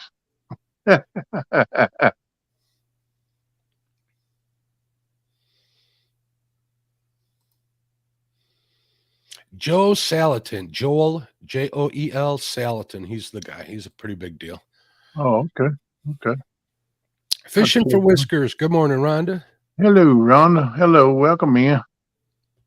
I know you're probably driving, so you don't have to answer back. Just, hey. I'd like you guys to welcome SpongeBob over on the bottom left-hand side of the screen. Eric, that's what you should have put on your name. You should have put SpongeBob. I thought he done fell back asleep. I think he did. He passed out. He's dreaming of ducks. Oh. Yeah, he's sleeping if that didn't wake him up. I am not dreaming of ducks. That's only you, Mark. That's not me. You started that and you know it. He's always projecting that poison on me. Yeah, he got up for the answer on that one, didn't he? Let's see.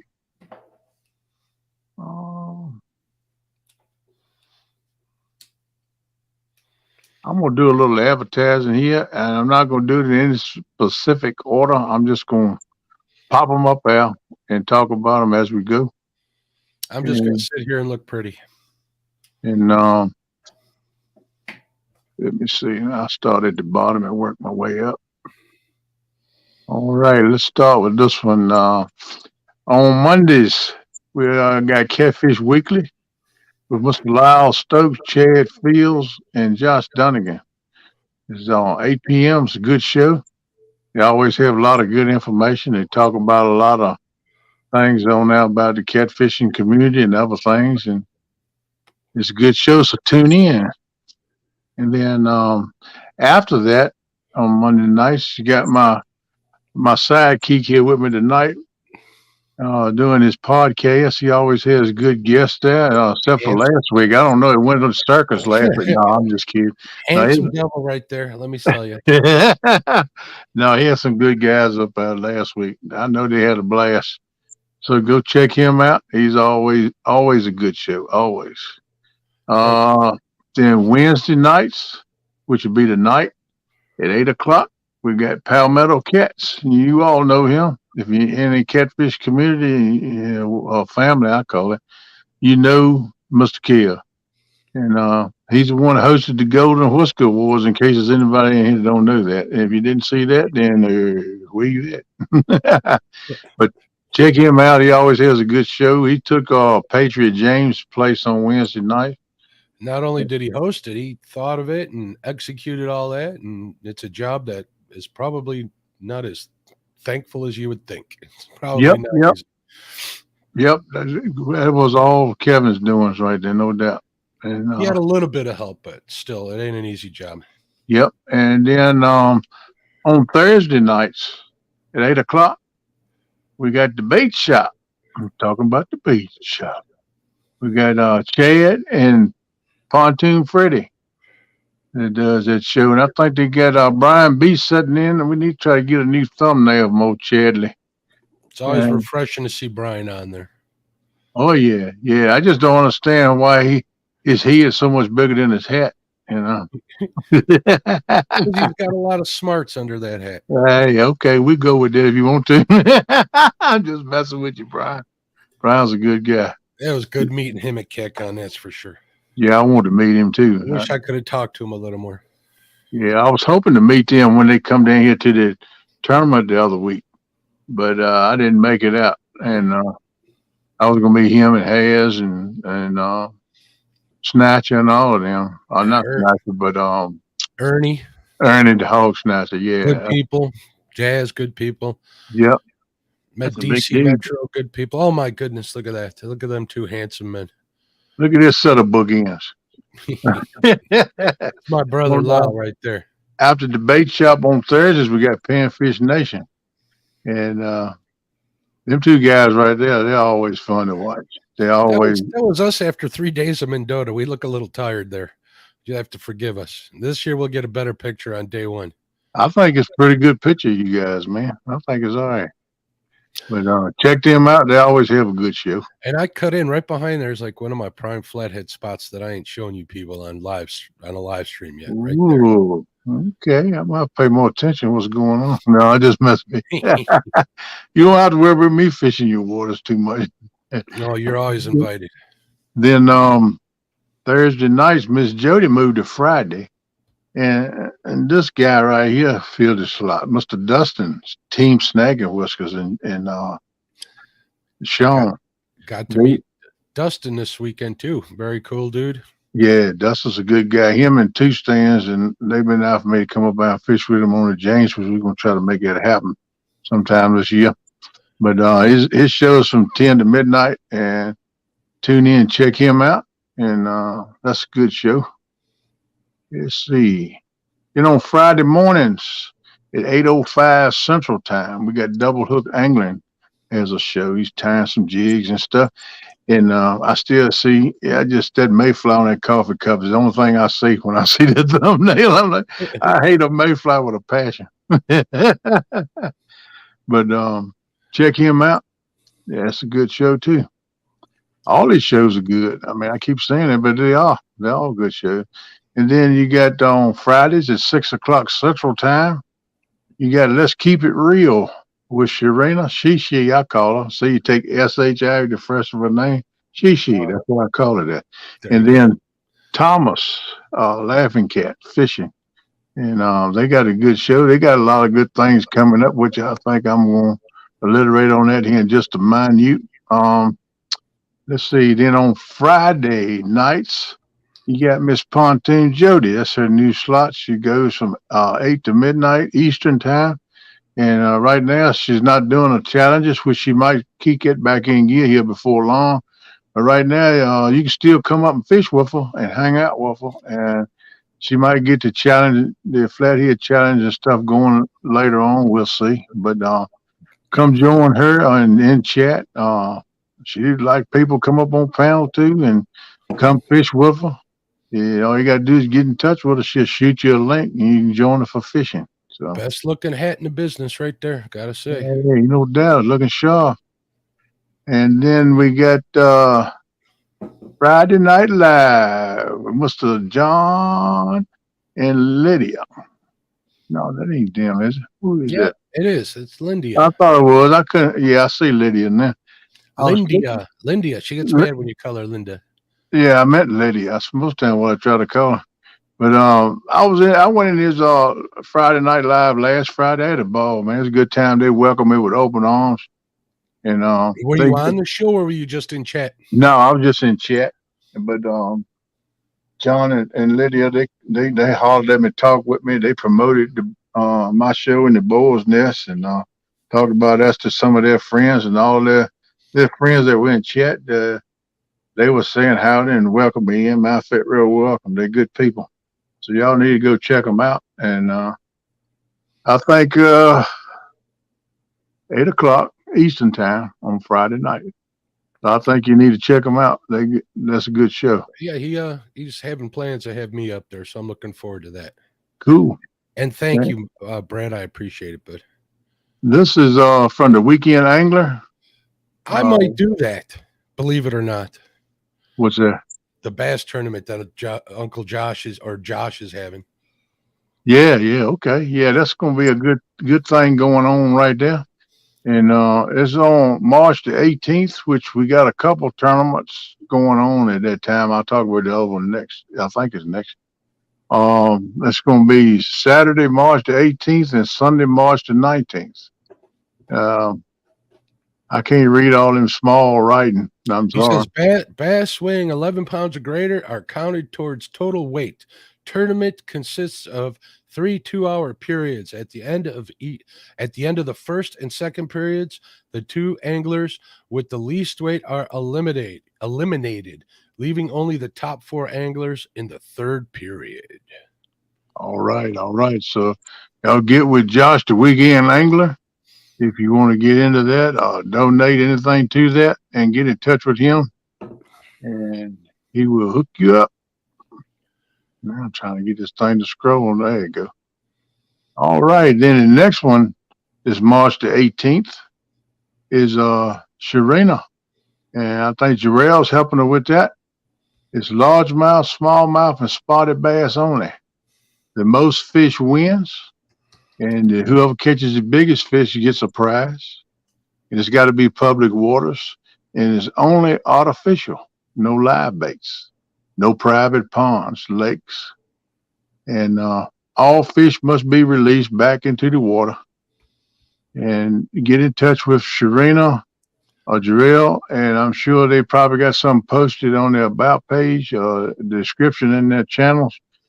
And you can get in touch with them that way. So if you're interested in that, check them out. And that's going to be a good thing too. So, all right. Then we got coming up April the 8th, 8 a.m. Eastern. is Fishathon. That's going to be on Fields to Water channel, and it's a fundraiser for veterans. And anybody who wants to participate in that, get in touch with Sir Chadwick and on Fields to Water channel, and he will direct you the proper course to go. That's going to be a good time. I'm sorry, I'm not going to be able to make that one. Yeah, and if you're interested in helping out with that, donations or giveaways, anything for that, get in touch with Chad and get hooked up with him. He'll help you out with that. And let's see, this thing wants to get crazy. Here we go. You're gathering 2. That's coming up April 14th, 15th, and 16th at Chester Frost Park in Hickson, Tennessee, which is near Chattanooga. And just a hip and a scop. Well, a hip and a jump from Chattanooga. I get it right in a minute. And it's going to be a good time, people. And it's going to be a YouTube get together, meet and greet. It's going to be at all the activities. They always have a big meal. It's going to be free food. And Friday, they're going to have first of all, they're going to have a chili cook-off on Friday. And the winner of that will get $100. And you can probably get you a bowl of chili there Friday night. So if you get there Friday evening. And then Saturday, all that's going to be up under the pavilion number 4. Saturday, they're going to have a meal up there where everybody gets together and hang out and have a meal together. And they're going to have prizes, giveaways, and drawings. And that's going to be under pavilion number 4. Plus, Saturday, they're going to have a fishing tournament. And it's going to be 3 tournaments in one. It's going to be boat, bank, and kayak. And check with Daryl if you're interested in getting in those tournaments. And he will tell you what the deal is on those. And the whole campground, just general rules for the campground, they said that no alcohol is allowed. And that doesn't come from Daryl or none of them, which I'm sure they'll promote that. But the campground wanted to make sure to let people know that they didn't promote having no alcohol on their facility. So just keep that in mind. And if you got any questions or if you want to make any donations toward this thing, if you want to be a sponsor, get in contact with Daryl, Trophy Seekers Outdoors, or either Woody. And there's Daryl's information now, his Facebook page, and his email address. Get in touch with him, and if you want to give any prizes to give away or anything like that, you get a shout out when a prize is being given away and all that too. So get in touch with Daryl, and Daryl does not keep a penny to put in his pocket. He takes it and puts it towards the next year's thing. Like last year, he had some money left over. He rented the pavilion number 4 for this year that's coming up. Plus, what I was telling you a minute ago, Mark, where we was camping at last year down there where we was bank fishing, he rented those sites. There's 2 or 3 campsites he's already rented just so we could have a place to bank fish. All that was done from proceeds that was left over from last year. And I think you're going to have Freddie's going to be there with his rods, and they're going to have a rod throwing contest. It's going to have, I think it's going to be a ladies, a men's, and a children's. And the winner of each category will get a Freddie's rod. That's going to be cool. And there's a lot of stuff going to be going on there. So, and also, whoever catches the biggest fish over that weekend, you have to register with Daryl. Let Daryl know you want to do that and register with him. And you have to document your fish, weigh it, take pictures of it or whatever. Daryl will give you all the rules of that. And whoever gets the biggest fish for the weekend gets to take home $500. So that's an awesome deal. So y'all remember that. Let's check that out. So I'm trying to get it together. I want to be there bad. I enjoyed it last year. And now we got the ladies' choice. This is going to be fun right here. I can't wait to see this. This is going to be a lot of good fun. The ladies, if any of you ladies out there that fish and want to get in this thing, then you contact Miss Tanya. And let's see. There it is, Kenneth, Tanya. I hate to disappoint you. I heard they added a rule that no sandals allowed. Oh no, They got to keep their feet covered, bud. no, no, no. Well, that just takes a lot of it out of it for me. No, I'm just. But any of you ladies that fishing want to get in this, what they do is the lady gets in there and they call out whoever they want to fish. And there nobody said they calling out men. They calling out men anglers, and I mean these ladies ain't scared. I mean they calling some pretty top notch fishermen, and I'm excited to see what goes on. And just get in touch with Miss Tanya Austin at gmail.com. You can get in touch with any of the ladies. Robin C. Any of them can, if not give you everything you need to know, they can direct you to the right place because all of them is kind of working on it together. But Tanya Austin, gmail.com is the one that you get in contact, the main go-to contact. So any of you ladies want to get, I think there's a few spots left. Last time I heard it, check that out. Yeah, And Chrissy says there's one spot left, and I'm going to add to that. I think there's going to be some hurt egos those 3 days. oh yeah, no doubt. Yeah, Miss Chrissy knows about it too. She's been working with them through that too. So check all of them out. And it's going to be a good time. I'm excited. Like I said, I want to see it. And Mr. Palmetto Cats, the date is in May the 20th. He's going to have a Palmetto 500 panfish race to 500. He's going to put everybody's name up on a wheel and spin the wheel. And I don't know how many he's going to wind up with. It's probably whatever he can cover on a full panel. And I'm supposed to be in that. I'm going to be on the wheel. If I get picked, I'll be in it. If not, I'll just sulk and pout and watch it. No, I'm just playing. But that's going to be a good time. And if you got any questions on that, you can get in contact with Mr. Kevin at Palmetto Cats. Hey, KP. You. Is that a 1-day challenge? What exactly is that race to 500? Yeah, that's a 1-day thing. Check. Yeah, I have no idea. Check Kevin's channel out. I'm sure he's had a show on there.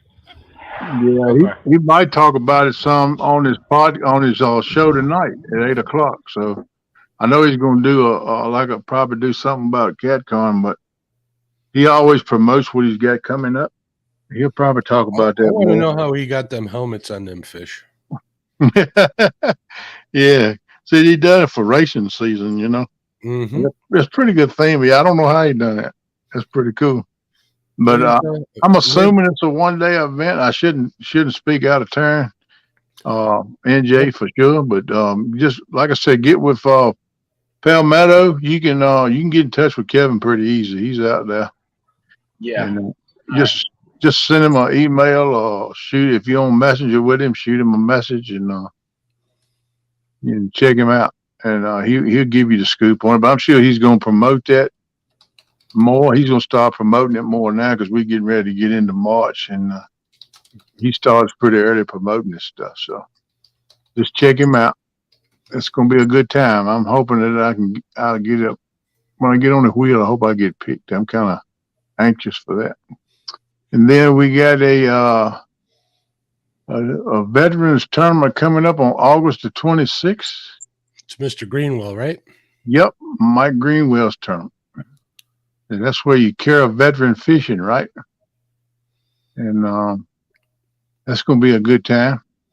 They take veterans, carry them out on the water, and they fish against each other on a challenge and on somebody's boat. And you get in touch with Mr. Mike Greenwell on that if you got any questions, and he will fill you in on it and set you straight on it and let you know what the deal is, people.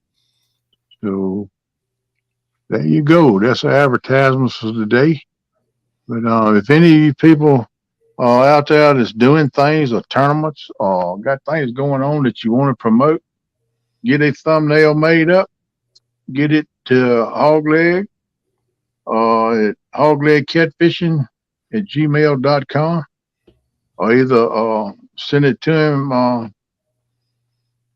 Let's see, I can't remember his web address right now. but he prefers an email. But if you get in touch with him, well, that is it. Hawgleg Catfishing at gmail.com. That's it. And he will get it up here. I'm trying to do a couple different things. That's why I'm stuttering and don't know what I'm doing. But you can send them to me. I can get them to Kevin. I don't know. I mean, to Hawgleg. I don't know exactly how to get them up in here yet. I'm still learning that, people. Like I say, I'm kind of slacking on the technology, but I'm trying to get it together. But I can get it to Hawgleg, and he can get it in here. We'll promote it for you. That's what I'm trying to say. What's up, Thomas? Welcome. Wait, Thomas, how you doing, buddy? Hey, NJ, check out private chat when you get a chance. I put my address in there for you, bud. Hey, Thomas, how does it feel to have a Perfect, Mark. quiet house? Thank you. I bet Thomas is sad this morning. He got a quiet house this morning. He don't have Jarrell down no more. Yeah, he went home yesterday. I watched some of the live when she was getting to the airport. I was messing with him. They stopped and got some chicken, Popeye's chicken. I was messing with them. But I know y'all had a good time together. Gerald's a good dude. I'd like to meet him someday myself. I'd like to meet Thomas and Sharina someday too, which if I ever get to CatCon, I'll meet everybody. That's what I'd like to do one day. I met them, got to shake their hand at CatCon. That's cool. But let's see. I think I need to do this next. Try to drop a link again. I can drop it for you, bud. Oh, you can drop it. Okay. I can't remember. I couldn't paste it. Yeah. Okay. Oh, wait. No, I didn't. Never mind. Go ahead and drop it, bud. All right. It might take me a minute. I might kick myself out, but I shall return. Because this thing. Pasted my shipping address into the private chat for Mark. This thing on his phone, sometimes it works good, and sometimes it don't. Oh man, yeah, it worked good that time. Ooh. There it is, people. The link dropped in chat. If anybody wants to come up here on panel and hang out with us some this morning, share with us, you're welcome up, my man. We got some good people up here now, but we can get 10 people up here. We have us a big old time. So if anybody wants to come in, come on in, share with us. All right. Yeah, I got it for the next time when the rest of the morning crew comes in. What do we got? 5:40 your time, Kenneth? Yeah. Mm-hmm. They should be coming in here soon. Yep, it's about time for things to get picking up and kicking up. Everybody getting to the work. Old Danny Stone be coming in for long, and we can just sit back and take a break because he'll head the show. I love me some Danny. And, Good people. I got a chance to have a cocktail with him and Parker and their wives. Oh man, that's Saturday a treat. Or Friday night. Yeah, that's a treat right there. You know, I stayed at that Crown Plaza, Kenneth. My goodness, when I got there after I went out with Dee and Chad and Josh and Big Bill. Van was there. We went out for some Pizza Hut afterwards on Friday night, and then I got back to the hotel. It took me an hour to find parking, but it was horrible. Wow.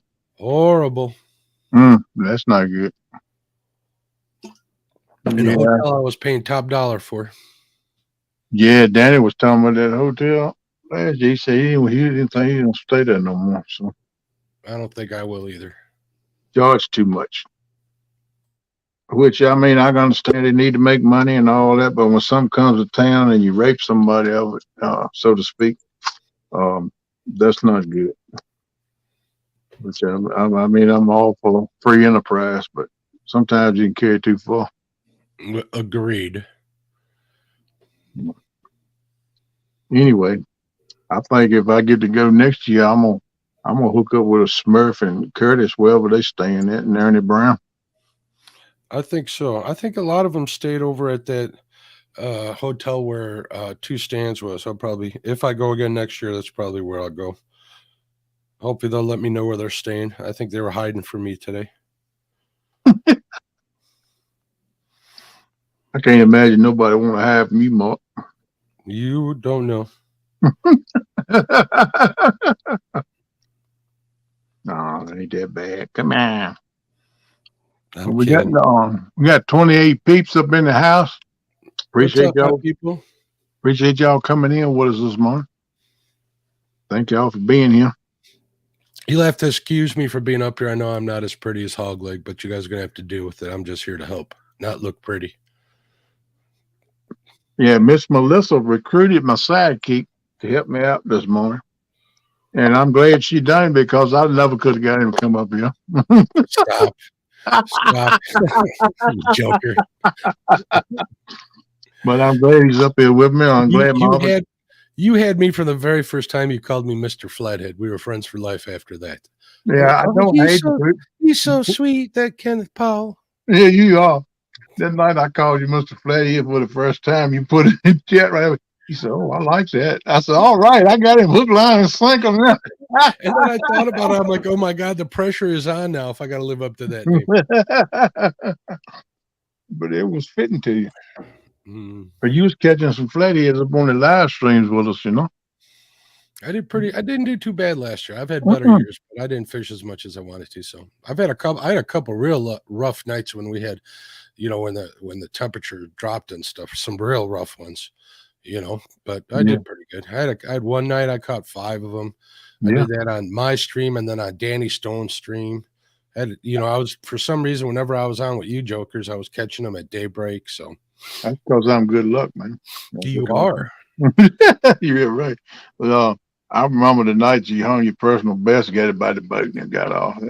I can't help but rub that in a little bit, but that was exciting. No, my personal best was a while ago, a couple years back. There's a video of it on my site. So, them GoPros, though, they don't, I'm not going to get into it. Another thing, one of the curses of being a big guy and a fisherman, the fish don't look as big as they really are in real life. So that's why you got to hold them close to the camera. Miss Chrissy, you're sweet.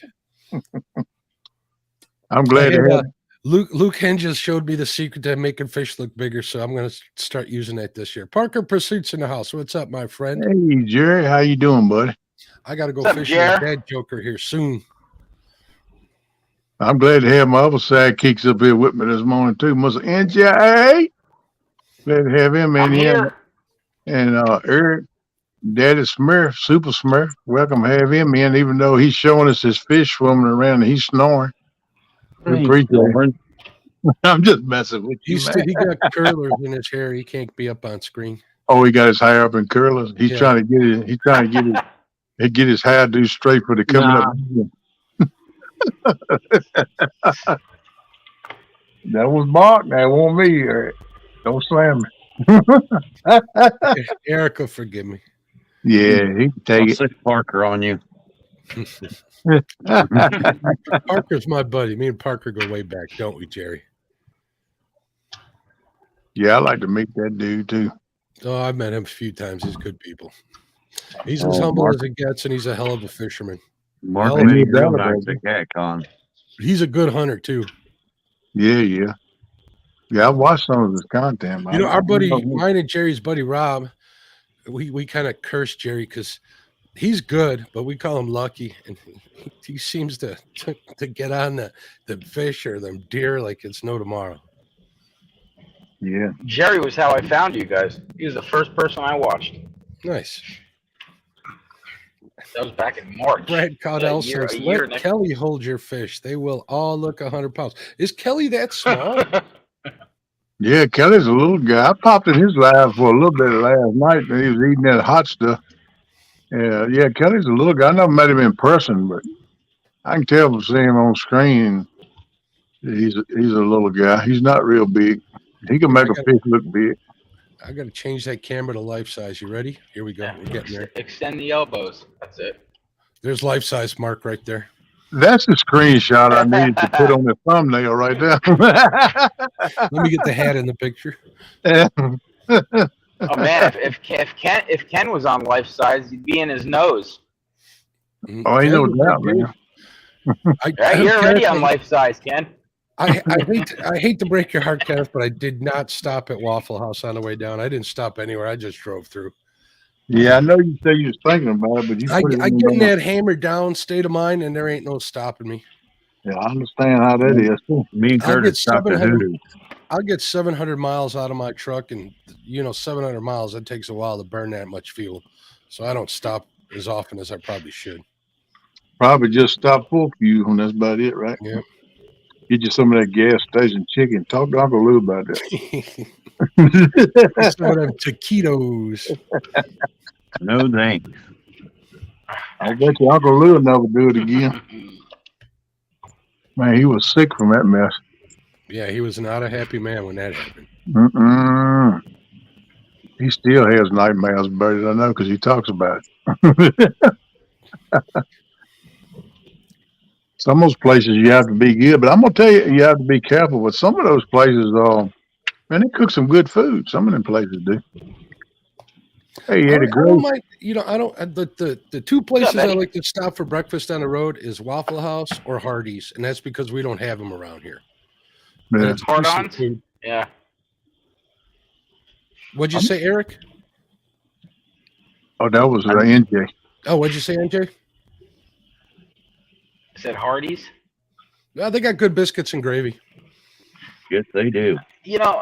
We get advertisements like on my TV, like commercials and stuff for like places that don't even exist around by me. Yeah. I don't know why they do that.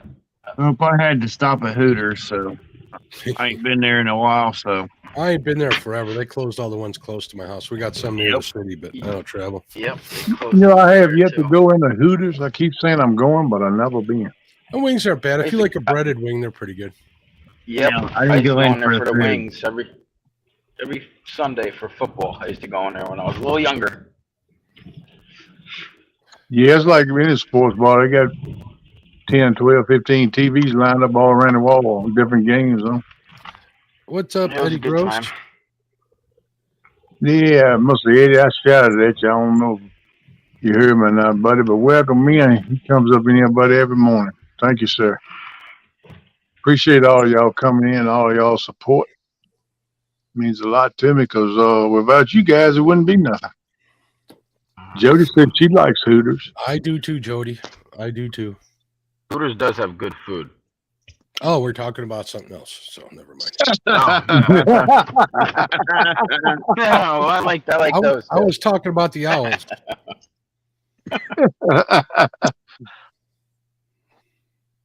I was going to ask Jody if she ever worked there when she was younger. Maybe she don't want to go there. Just messing with you, Jody. Jody's a sweet lady. I had the privilege of meeting her last year in Tennessee.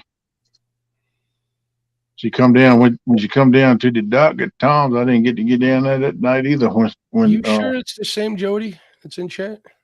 Yeah, she's always been sweet to me. Oh, not me. You got something. Except for the day I grabbed, she handed me her Mountain Dew with the top off. Yeah, I was gonna say I heard about that. Yeah, she'll tell you about that in a heartbeat. But I'll tell you what, it'll never happen again. Yeah. Oh, Where I come from, that's what we do, I just, it's a country point. So I just figure, hey, all right, yeah, I could use a slug of dew. Hey, that's my drink. Oh, okay. Jody says, no, I deliver food from there. Some of the sweetest, prettiest girls I have ever met work there. Cool. Cool. Hey, Kenneth, I need a refill, bud. Can I take a break, boss? Sure you can. I'll be back, I folks. ain't no balls, man. Keep my boss busy, people. Don't be getting no more donuts either. He got me eating his nest on snack. I just delivered a Tres Leches cake to the retirement home. You ever have one of them? What kind of cake? Tres Leche. It's 3 layers. It's got like rum and stuff in it and fruit and stuff. Oh yeah, I've heard of them, but I never taste them. I always wanted to. I bet they're good. Yeah, they are good. And the last time I delivered one, I had to deliver it like 40 minutes away. And I guess I had it a little too warm in the car. Uh-oh. And I went to take it out to deliver it, and all the rum started leaking out the bottom of the box and all over my wife's back seat, and it's still sticky and disgusting back there. So I got a sweatshirt over it right now. She doesn't even know yet. Uh-oh. She might now. So She might have a now. new cake. Yeah. Just remember, you told on yourself. Yeah, I did. That's true. That's true. What are you gonna do? Right? I hope you know what MJ's doing when he's done delivering. So, NJ, how did it go the other night for your wife's birthday when she come in? You had that meal laid out for her. Oh man, it was awesome. It was awesome. She had a. You know what, man? I tell you, I get sushi twice a year, like my birthday and her birthday. And you know, obviously, sushi ain't cheap. Right. So I got my food. You know, I go to sit down on the recliner. She's got her food. She's sitting down, and now I got 4 cats. So they like, you know, when I eat, one cat always. I like to eat in my bed at night because you know I drink at night, so I like to you know have my drinks and then get my food and relax in bed and just pass out. So this time I decided to eat on the couch, and this cat, she's in heat right now, so she likes to you know rub her rear end against you and rub it against the bottles and anything that's on a table. So I got my 1 tray of sushi, and I had 1 piece of it, and it was so good. And then I went to, or that was one of the rolls that I got. I don't know, Dragon Roll, I forget what it was called. So I put it back on the table. The cat jumps up on there. I'm like, Pesto, you know, come on, you know, get out of here. I push her down, whatever. Jumps back up as I'm eating my, I don't know, I got salmon sushi and mackerel and tuna and stuff like that. So she gets back on the table and she starts rubbing against the tray with my sushi on it, and I go to sling her off the table, and her claws must have been against the tray. Oh, Everything no. went right onto the ground. So soy sauce, sushi, everything. I was so mad. Oh, man. I was so mad. It was probably $20-something worth of food right there. Wow. Thank God I love cats, Ken, because she would have been to the ceiling. No doubt she'd have been vacated. Man, that was like 4 days ago. I'm still a little upset about it. Yeah, I think they got the sushi then, huh? I got to get her fixed. You know, they start howling in the middle of the night and all sorts of weird hours. Yeah, that's what kids do, kid. Yes, they do. And I love them dearly. I do. I love them dearly. Nah, I'd rather have fish. Well, I'm going to send you a cat. So, No, thank you. No, thank you. We got enough of them running around here. Cat in the hat.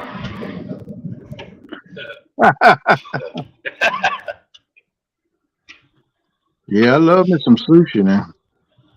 Yeah, it was good. It was good. But you're I won't right. have it till July. Sushi is terrible expensive. Yeah. Hey, Rebecca, welcome in, girl. Morning, Rebecca. $107. Morning, Christy. Parker. Hey, Glad to Rebecca. have all y'all in. And I want to remind you again, if you hadn't, to please go over and hit that thumbs up for me. I appreciate it. That'll give me some good algorithms with YouTube. Maybe they'll play the content a little bit more for people. All right, thank y'all. But Ken, how many subscribers do you have right now? oh, I don't know. I'm right at 400, I think. I thought it was in the 4s or something like that. Good. Yeah, Right. yeah, I'm right at 400. It goes up and down. I don't know. I don't check it very often. I don't really know what it's at right now. But I don't know. I ain't into play clubs no way. I just like to hang out and have fun. Yeah, once mine hit 3 million, I stopped checking. Wow. Yeah, I would too. Yeah, because I'd be too busy riding around seeing everybody fishing with them. I'd go on a tour. I'd buy me a motorhome, go on a tour. Hey there, J&J Hunting and stuff. What's up, buddy? Hey, what's up, brother? Good to hear y'all coming in this morning.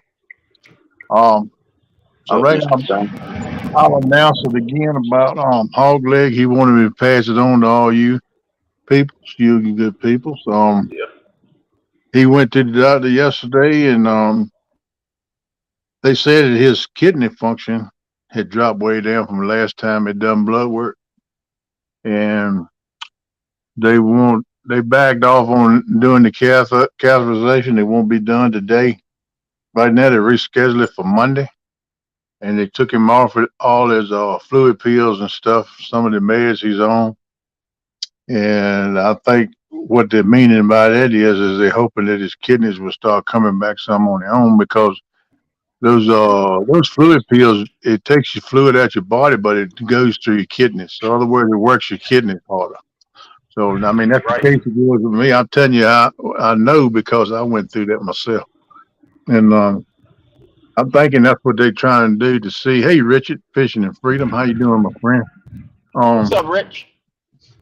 So he went today, and they started. His heart doctor told him that they wasn't going to do it because the kidney function is way down, and he's going to go back Friday and have blood work again, and then they got him scheduled for Monday to do the catheterization if everything is better and is doing better. Right now, they told him just do what he's been doing, and if he needs to go somewhere, let him know and go. But he's taking the rest of the week off, and Melissa, she took off too. They both wore out, and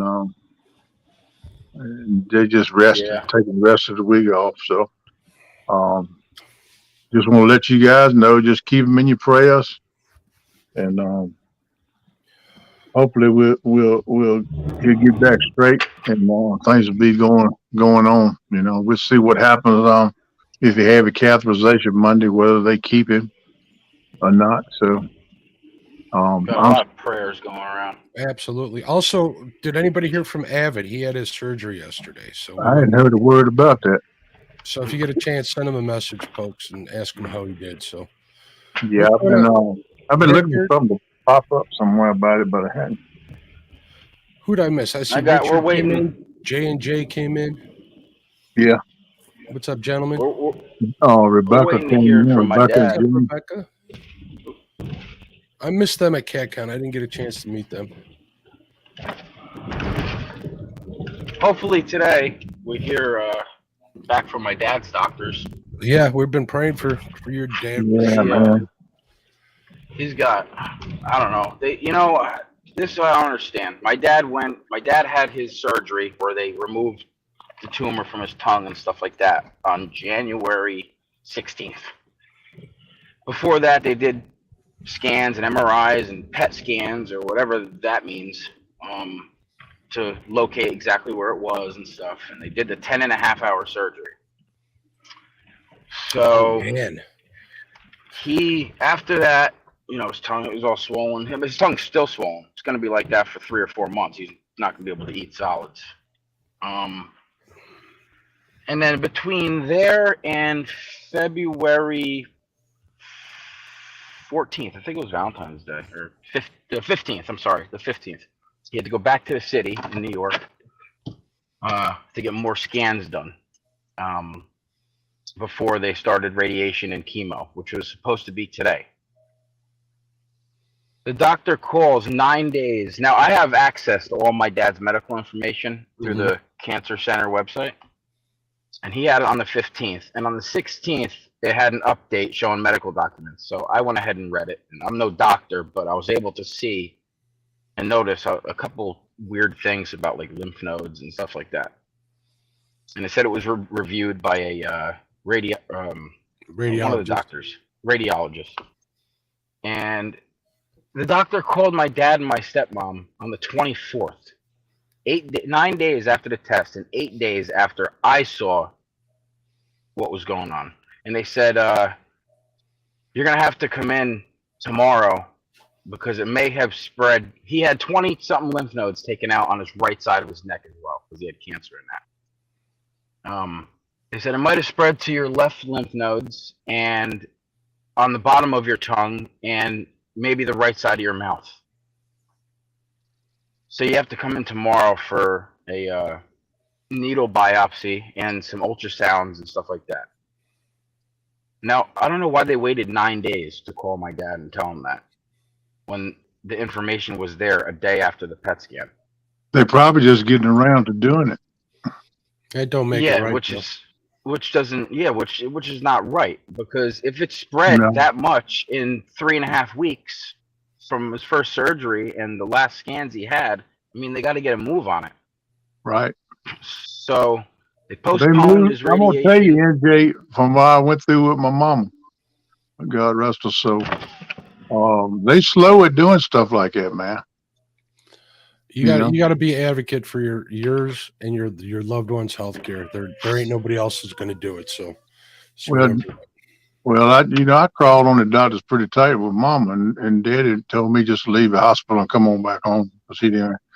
I showed my butt there one day. I was getting ready to jerk a knot in some of them, but Yeah, you get impatient because it's your loved one laying there, you know. I don't want to see. Yeah, I'm literally watching my dad deteriorate as he I've could been be through all that, brother. I've been through all getting that. help.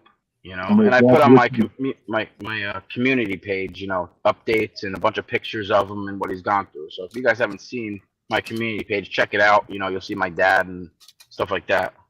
Well, And we he's got we're praying every day, my brother. You know that. We're staying in touch. So yeah, I seen him, I don't know, a couple weeks ago, and I went up there, Pennsylvania, by him, and I took some pictures, and you see all the fish he's got on his wall. He's got like 8 or 9 fish on there: bass, muskie, steelhead. So you guys could take a look at that too. But I'm just hoping. I don't know, just hoping for the best. It's just frustrating. yeah, that's all you can just do is frustrating. pray and hope for the best. Welcome in, Small Water. How you doing? Glad to see They're you. moving. They're moving to this. They were supposed to move to the city yesterday for 2 months to rent an apartment out there, so he can do radiation 5 days a week for 8 weeks, 6 doses of chemo and immunotherapy. $6,500 a month to stay in Manhattan at an apartment, just so they don't have to drive 2.5 hours every day for 15 minutes of radiation, 5 days a week.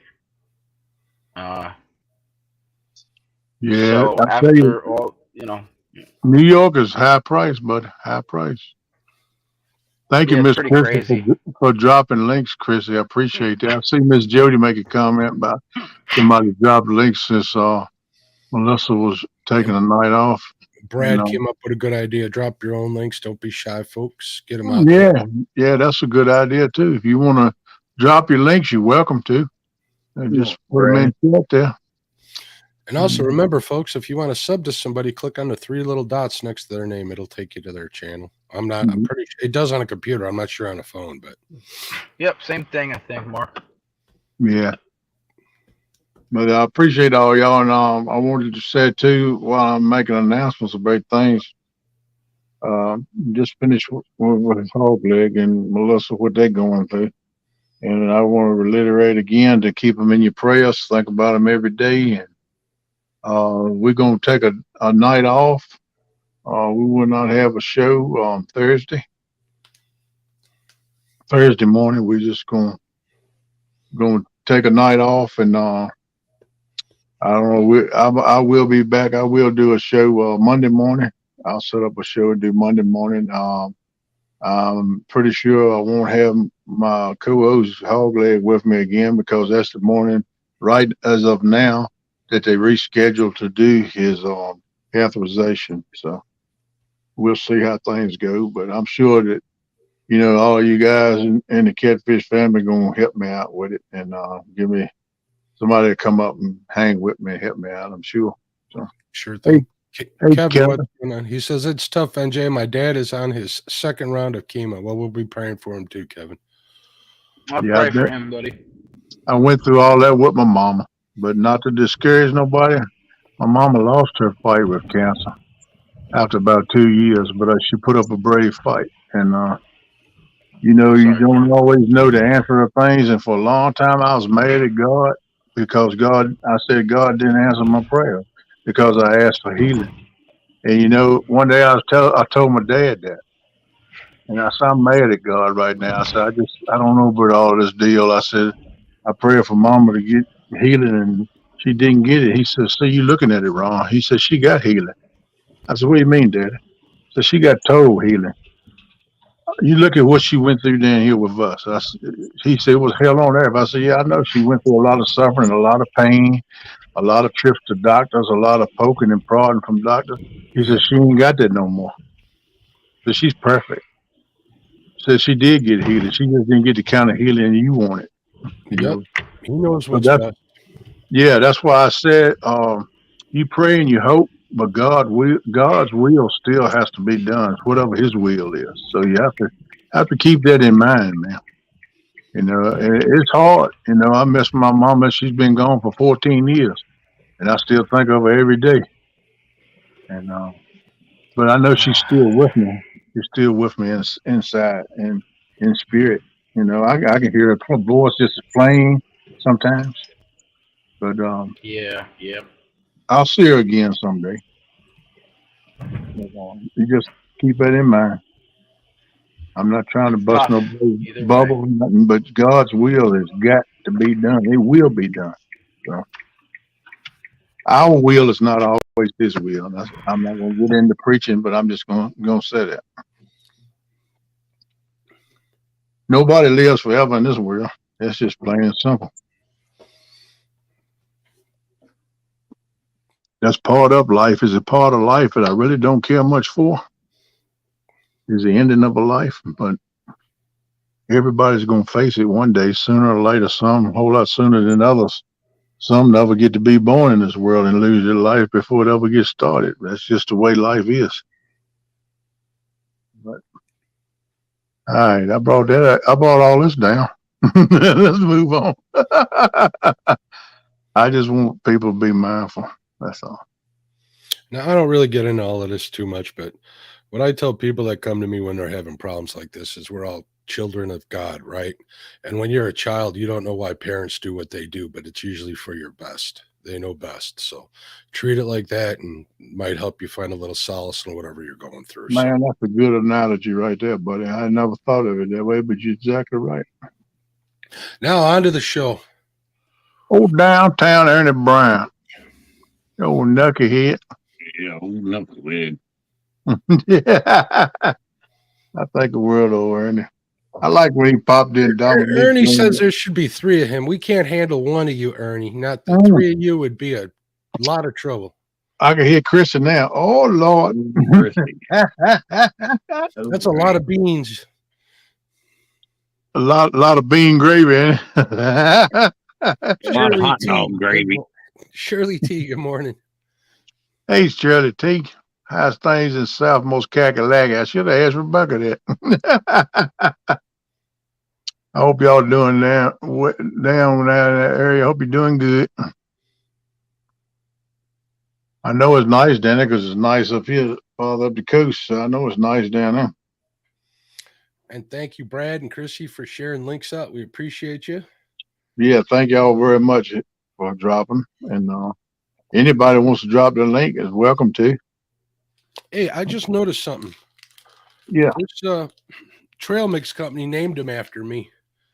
Sweet and salty. Right? Oh man, here comes another name. Man, you gonna have to write a book on the names, man. You're a popular man. I don't know about all that. Yeah. I'm just me. Well, that's what makes you popular, man. All right, I rang for this. This is what I've been eating. So I rang. That's my name. The bear naked bear. I don't know if you want that name, Naked Bear. Bear naked. Oh no, we change it to Naked Bear. Chad says it got the salty part right. Party right. I'm a salty party. Chad, what's that mean, bud? I think you get part. We're gonna give Chad that nickname, Salty Party. Man, I seen that picture. Chad took a cat con wearing Brian B's hat. That thing was hilarious, man. Boy. I know it was a lot of fun I had that day. The whole weekend for that goes. I know it was. Hopefully I can make it one of these years. I hope I can go next year. Just keep thinking positive. That's all, man. Yeah, I'm gonna try to focus on trying to get the Mendota to come. When is Mendota? It's in May. Usually we pick a week in May, usually around Mother's Day. So Oh boy, it won't happen this year. I said last year I was gonna try to get that this year. I didn't realize it was that early. I don't know why I was thinking middle of the summer, end of the summer. we treat you to good old Northwoods fish fry while we're up there. Man, oh man, them shore lunches are good. I'll try to make it next year though. I'm gonna keep that on my calendar and I'm gonna work towards that date. And I might be just flying in. It's probably gonna be my cheapest route. We'll see how it goes. I like Mendota a lot because a lot of the people from like this neck of the woods come up here. You know, not just, you know, you got Lyle and the gang. Chad makes it out here, but then you also got the Hansons from Whisker Seekers. They come out. Jerry, who started the event years and years ago. That Lyle kind of knew about Mendota from him. It's just a good time. So many good people. Chris, I know Chrissy and Ernie aren't coming this year, but they were there every year prior to that I went. It's a good time. We had a lot of fun. We met Lance last year. Lance was a good dude. Hopefully his girlfriend is doing well. Who else? Just everybody was there. Josh was up there this year. It was a good time. Definitely was a good time. I'm sure it was. I see the pictures and different takes and stuff people put out on it. It looked like it was a good time. That's why I want to come. You know, I didn't take any pictures at CatCon this year. Everybody was taking them of me, so I just had them send them to me. But I'm grateful for the ones that did. And it looks like we missed a picture with Tim Molina. That broke my heart. Hopefully, I'll see him again sometime soon, and we'll get 2 pictures then. I told him I was going to take that picture of him and Chad, edit Chad out, and put me in there. He thought that was pretty good. Tom put out a post today of a lot of pictures he took to CatCon. Man, he ought to be running for some kind of office or something, man. He got around a lot of people. I was included in that post. I was honored to be there. So yep. Oh, Tomcat's a good dude. Richard from Fishing Freedom last year too. Can't forget Richard. He had fun. Oh yeah, don't forget him and Stephanie had a blast up there. It's a good time. Heck yeah. I'm gonna try to make it for next year. I got a whole year. I'm gonna try to get it together. I might even not try to go to Tennessee next year. Well, I don't know if I'm going this year, but I don't know if I even want to try to go next year so I can try to make Mendota. I would really like to go there. Richard says, shameless plug. I got 3 vids from Mendota. Lots of big old channel cats. All right now. Yeah, they got some big channels up there. Well, that's one reason why I want to go. I like to hang into one of them big boys. You know, I got a lot of video from Mendota, a lot of big channel cats on on that video footage that I got. And I didn't make a video of it. I just figured I'd let, you know, everybody else post their stuff up. But I did use it for a lot of TikToks and stuff. So it worked out well either way. So. All right. Kevin says he's going to officially be at the gathering in Tennessee. All right. I know you said you're going to try to make it. That's cool. I'm doing all I can. I was going to make a tour out of it this year, but I just can't swing it. We were going to hit Sandusky and then swing over to Mendota and then swing up to the Wisconsin River after that. That was the original plan that I had, but that's just not going to happen. It would be a cool trip, that's for sure. Well, that would be an awesome trip. I'm working on trying to get to Tennessee, Kev. I hope I get to meet you there, man. We're trying, brother. We're trying.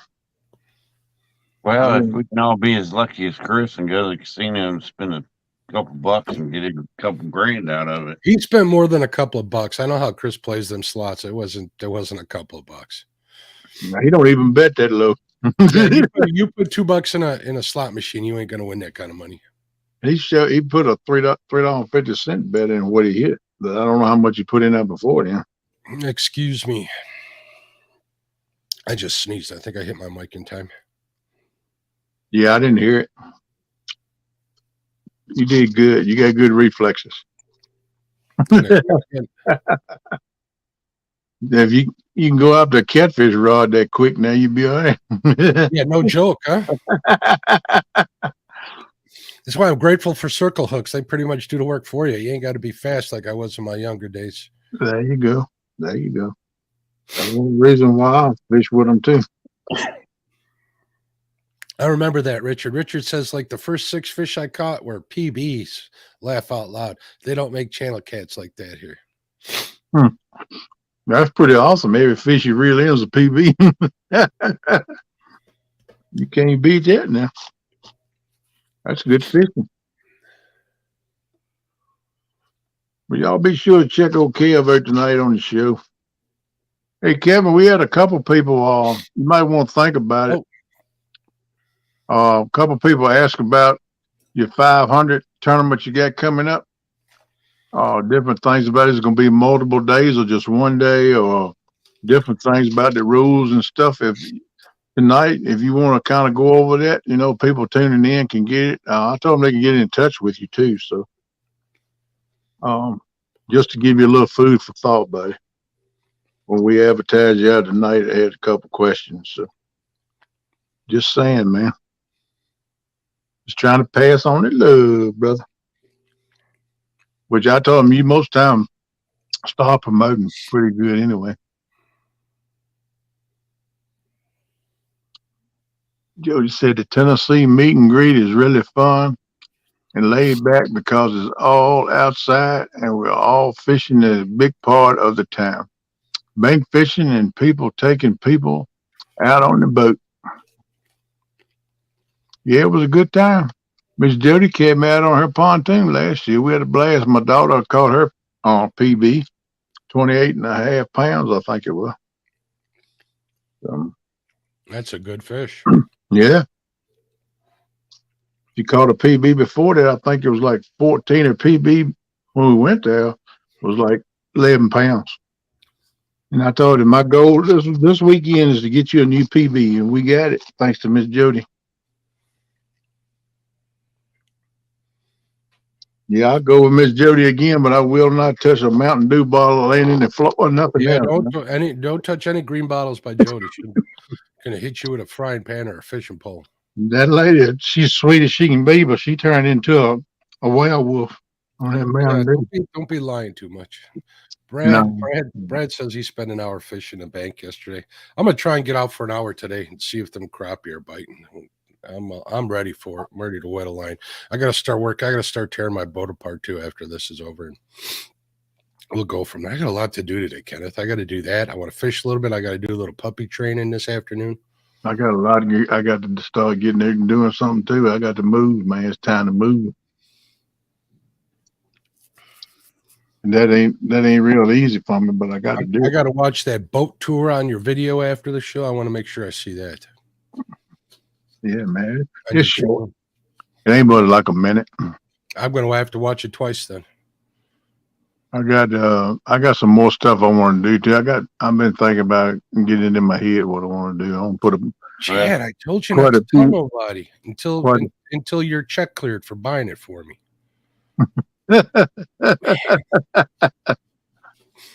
You know, Chris will be live at 9:30.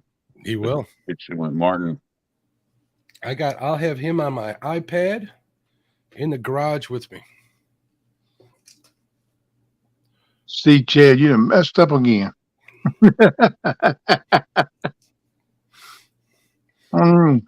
Chatway, this is another fine mess you've gotten us into. Man, those monster cats are nice. I don't know if they'd work for my type of fishing, but if I just fished for catfish, actually they'd work good too. That's Brad. It's a heck of a boat. I ain't gonna lie. That's why me and Curtis are going fishing today. I ain't gotta work. You guys taking your monster cat out, Eric? Huh? Yeah. I asked if you were taking your monster cat out. I don't have no monster cat. He said he's planning on taking a monster cat out there to the lake. There you go. Yeah, I'd like to catch an 80-pound flathead, but I don't think he's awake right now. 80 pounds. Holy smokes. We ain't got him that big in this water.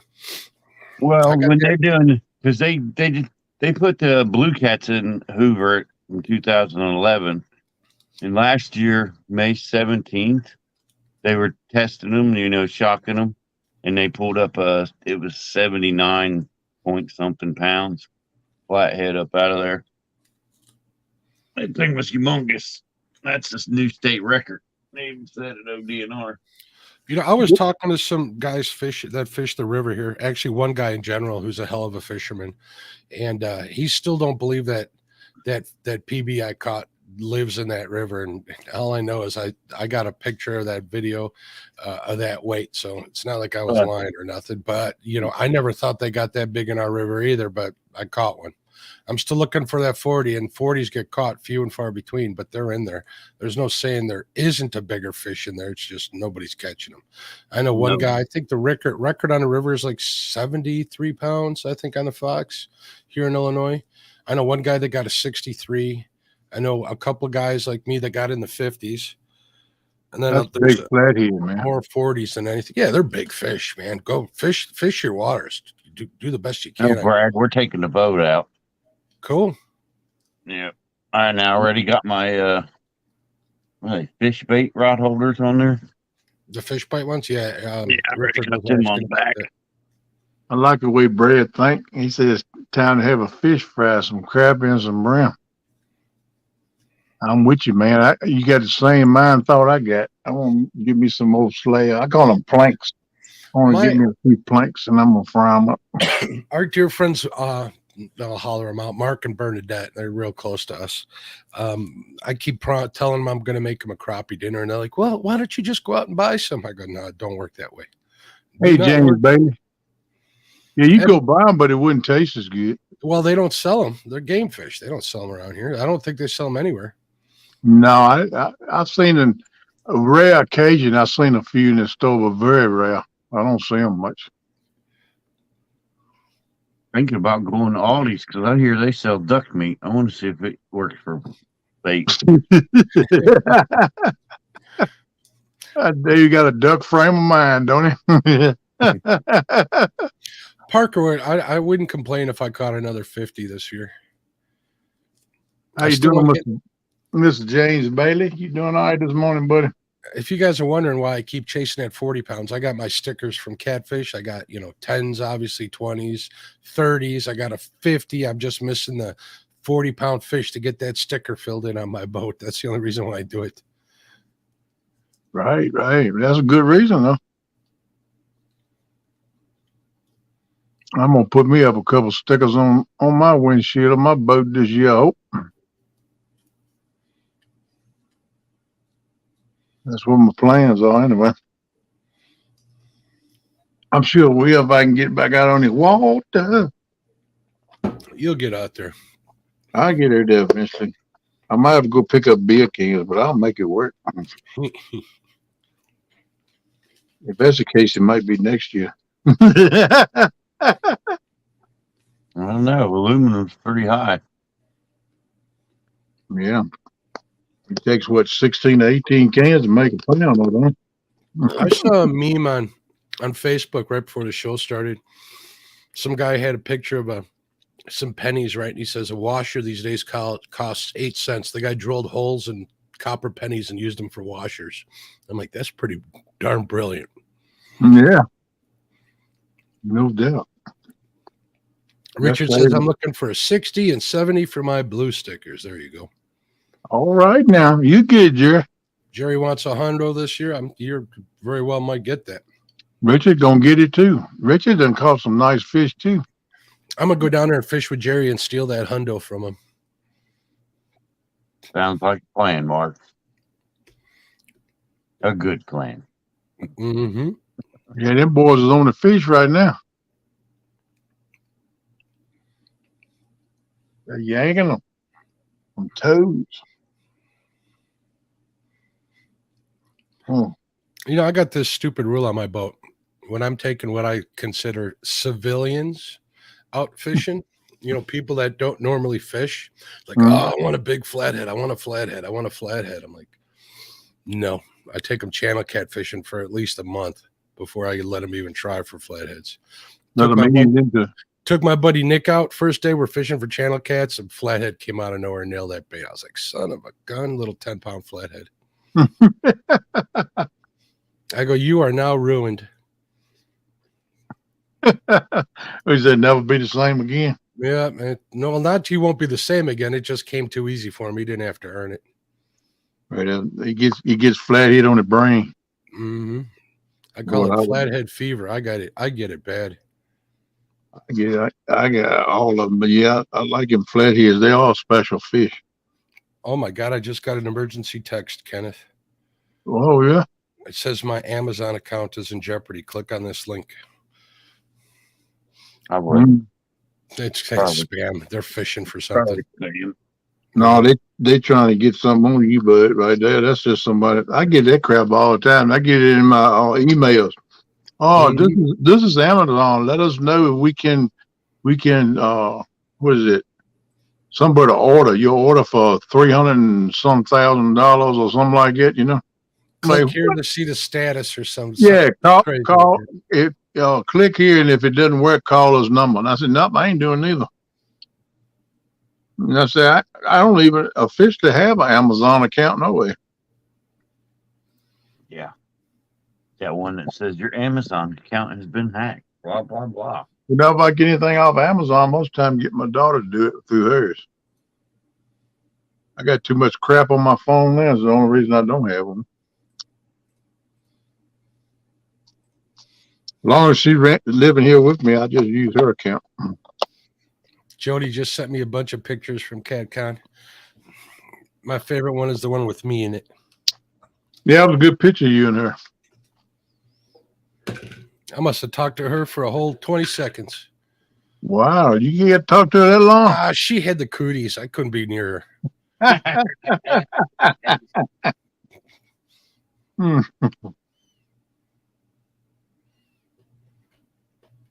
The cooties.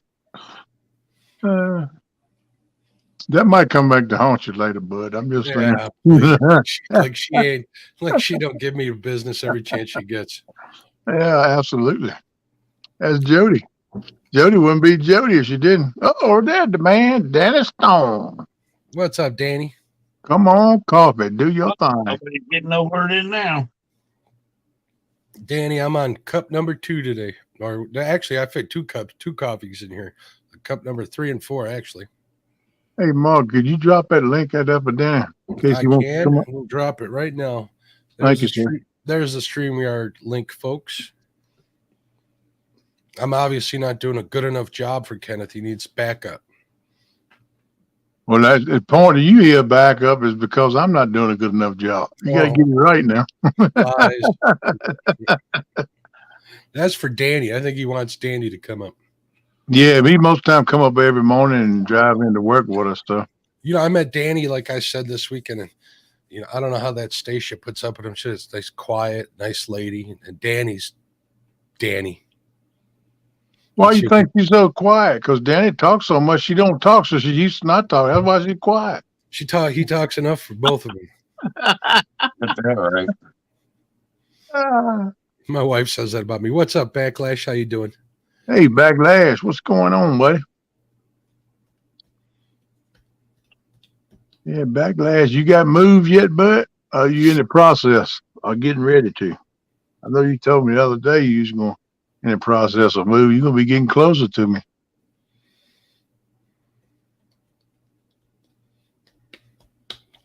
I don't think I hate anything more in life than moving. Moving, I can't. I can't. It's tough. Ain't no doubt. I always joke around and say the best way to move is with 5 gallons of gas in a match. That's a good way to do it. That's the best. That's the easiest way. Easy way. Cheapest too. Hadn't got a finalized offer yet. Okay, bro. I was just wondering. I know we talked about it the other day. Yeah, I might be doing a little fishing over Backlash here. Cool.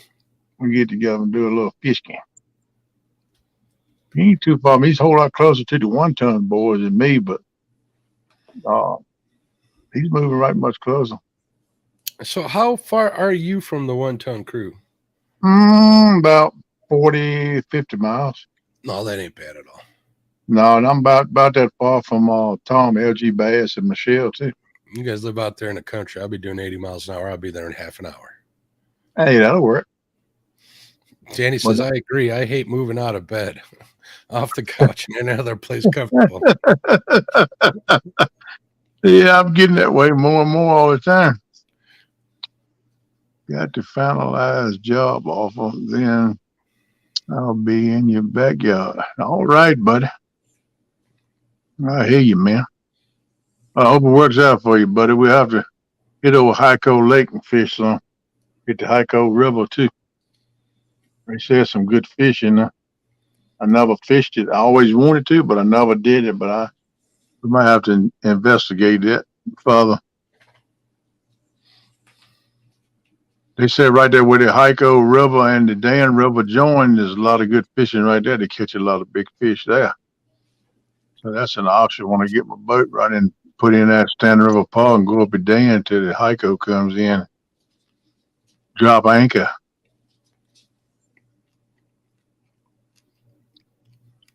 I'm kind of want to explore those opportunities. That'd be new fishing waters for me that I hadn't done all the years. I just focus primarily on Gaston and Kerr Lake. That takes up all my time. But I want to go ahead, Mark. I got these two little knuckleheads looking at me like they want something. No, what they want? They want a donut.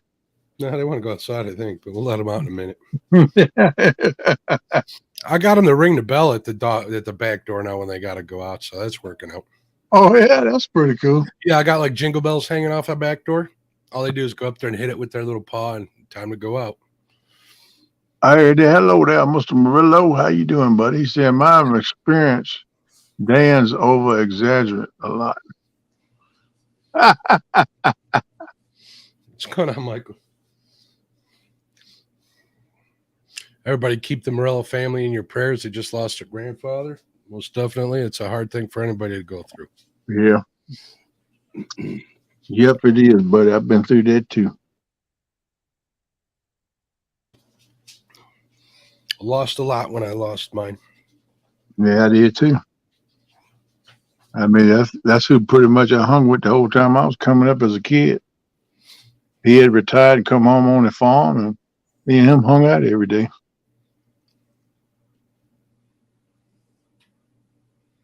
Taught me a lot. But I keep and cherish it in my heart.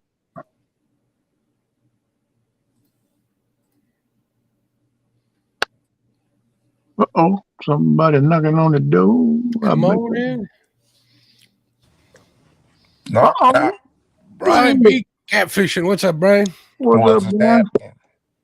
What's up, man? Ain't nothing. Sitting in this parking lot. You used to work in parking lots again? Nah, just waiting to go in. Ernie caught me walking the parking lot. Damn cat come. Just a habit, huh? Yeah. I'm just saying, Brian. I ain't trying to put you down, nothing, brother. But look, most time people find you in the parking lot. That's curious. He called me. Hey, right Brian, I before don't mean blew my that. sign up. I don't want to seem like I'm avoiding you, but I got to let these little jokers out. I'll be right back. Yeah, man, go for it. I understand. I'll be right back. Okay. Mr. Dale Hayslip, welcome in here, buddy.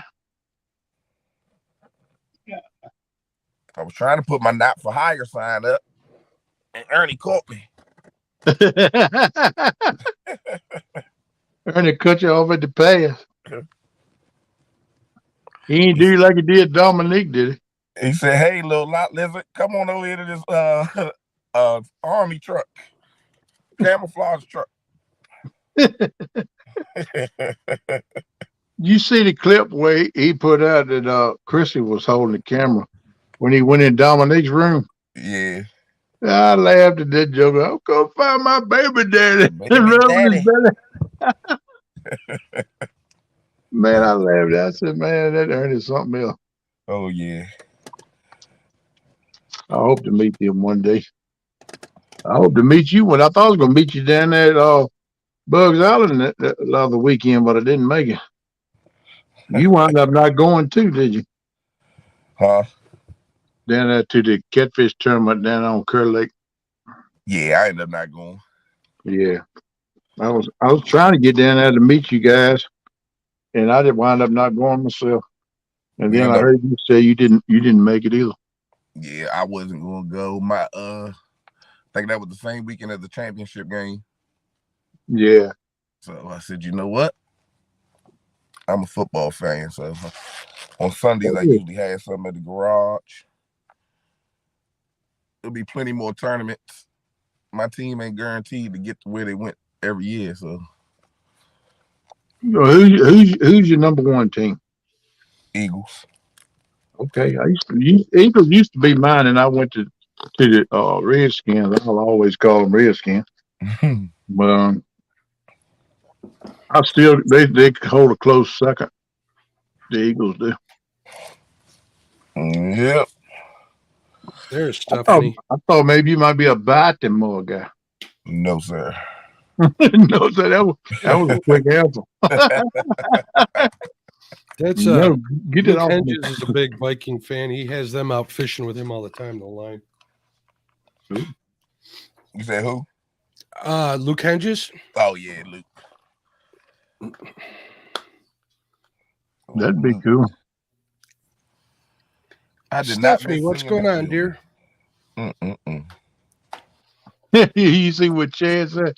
Leave the room for a minute, and KP lets in the riffraff. Actually, Chadley, get it right. He come in before he stepped out. So now any boo boo.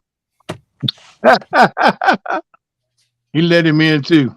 Chad, you go put your shoes on and get to work, buddy. Hey, Stephanie, welcome in. I want a picture of Chad in that little cowboy hat at his desk at his office. Man, I laughed and I seen that thing pop up. I said, man, check that out now. You I know bet you you do. Brian B gonna get a copy of that and frame it and put it on his wall. I got that picture. I saved that picture in my phone. There you go. Get your wallpaper on your phone. I'll definitely, you know how I do, Mark. I could doctor it up. Put it in rotation. I know. Yeah, I know you can. Hey, Dallas Libert, how you doing, buddy? Welcome in. How you doing, Dallas? What's up, Dallas? What's up, everybody in the chat? Dallas had him a birthday a few days ago. Happy belated birthday. Yep. Hawgleg couldn't get over. He couldn't believe he's 70 years old. Is he? Yeah. God bless him.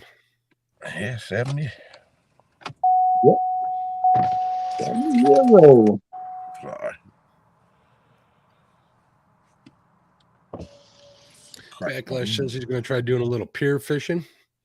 He's 1.5 hours from the pier. Hey, buddy. Speaking of saltwater fishing, my wife wants to go on a cruise here next year, right? I'm like, there ain't no way I'm going to be that close to water and not be able to fish. So I just no. They'll let you fish off in big ships. If it don't care, you pocket fisherman, which you sling one out anyway. I have one of them. Now, what you going to do if you hook up to something? I'm sorry, Brian? What you going to do if you hook up to something? I don't know, pray. It'd be all right if it's small enough if you got heavy enough line to get it up the side. But you hang a big one, that'd be hard. I'm that talented. I'd get it in. Yeah. I can see you now trying to go down them steps with your rod, trying to get to the lower help level. me. Help me. Hey, Leon Life, how you doing? What's up, Leon Life? How you doing? What's up, Leon? Small water charters. Old John, he dragging her late this month. Wonder where he's at, knucklehead. I'm trying to get her to come down that way, John. Somewhere down that way. That way, or Louisiana or Mississippi on the shoreline there. Yeah, that'd be a good time. I want to get in there with John and Lydia too. Sure enough, do. We was okay, buddy. I must have missed you then. We supposed to be heading to Florida. Is it next month? Yeah, I think in April. Sometime in April. Who's There we? you go. You and the family? Nah, me and the couple of the creators. Creators. Chris, and Ernie. Gotcha. Cool. That sounds like a good time. Key West. Yeah, that's a good time. Key West won't never be the same. Bring bail money. Look at that. What's up, Steve Bosley? Look at this. Ooh, Hey, Steve. Oh, yeah, that's nice. I like that. Yeah, they'll probably put up roadblocks at Key West now, coming into Key West and monitor traffic after y'all leave. They would not can't never let them knucky heads back down here again. We got a couple places. I think it's Key West, Texas, and then Ohio. Cool. I've been to Padre a long time ago. I'd like to go back and fish out of Galveston. That would be fun. Yeah, I think Parker was saying he was going down there. Parker or Danny, one of them two. I think in a chat. I don't remember who was saying they're heading down to Florida this year. So Steve Mosey getting the gear ready to go fishing. ooh, good luck, man. Have fun. Jerry said his wife wants to go on a cruise, but she fears that I will be drove to madness, being surrounded by water and not able to fish. Right. Exactly. Get that little fishing game with you, Jerry. You know where they come around, you got a little pole with the magnets where you can jerk them with the water. That might suffice for you till you can get back and really do it, but put you on one of them 10-gallon Brian B. cowboy hats and go to it, man. Oh yeah, all you need is that hat. I heard that. It's Danny that's going to Florida in July. Yeah, I think Danny goes saltwater fish boat every year, I think he says. That's his annual trip.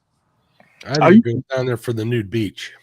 I used to go down there to the Tappahannock where it comes into the bay and fish down there around Bush Park. I used to go down there every year with my cousin, but I hadn't been the last few years for health reasons. But we hadn't made any plans thus far to do it this year. I need to get in touch with Cuz, see.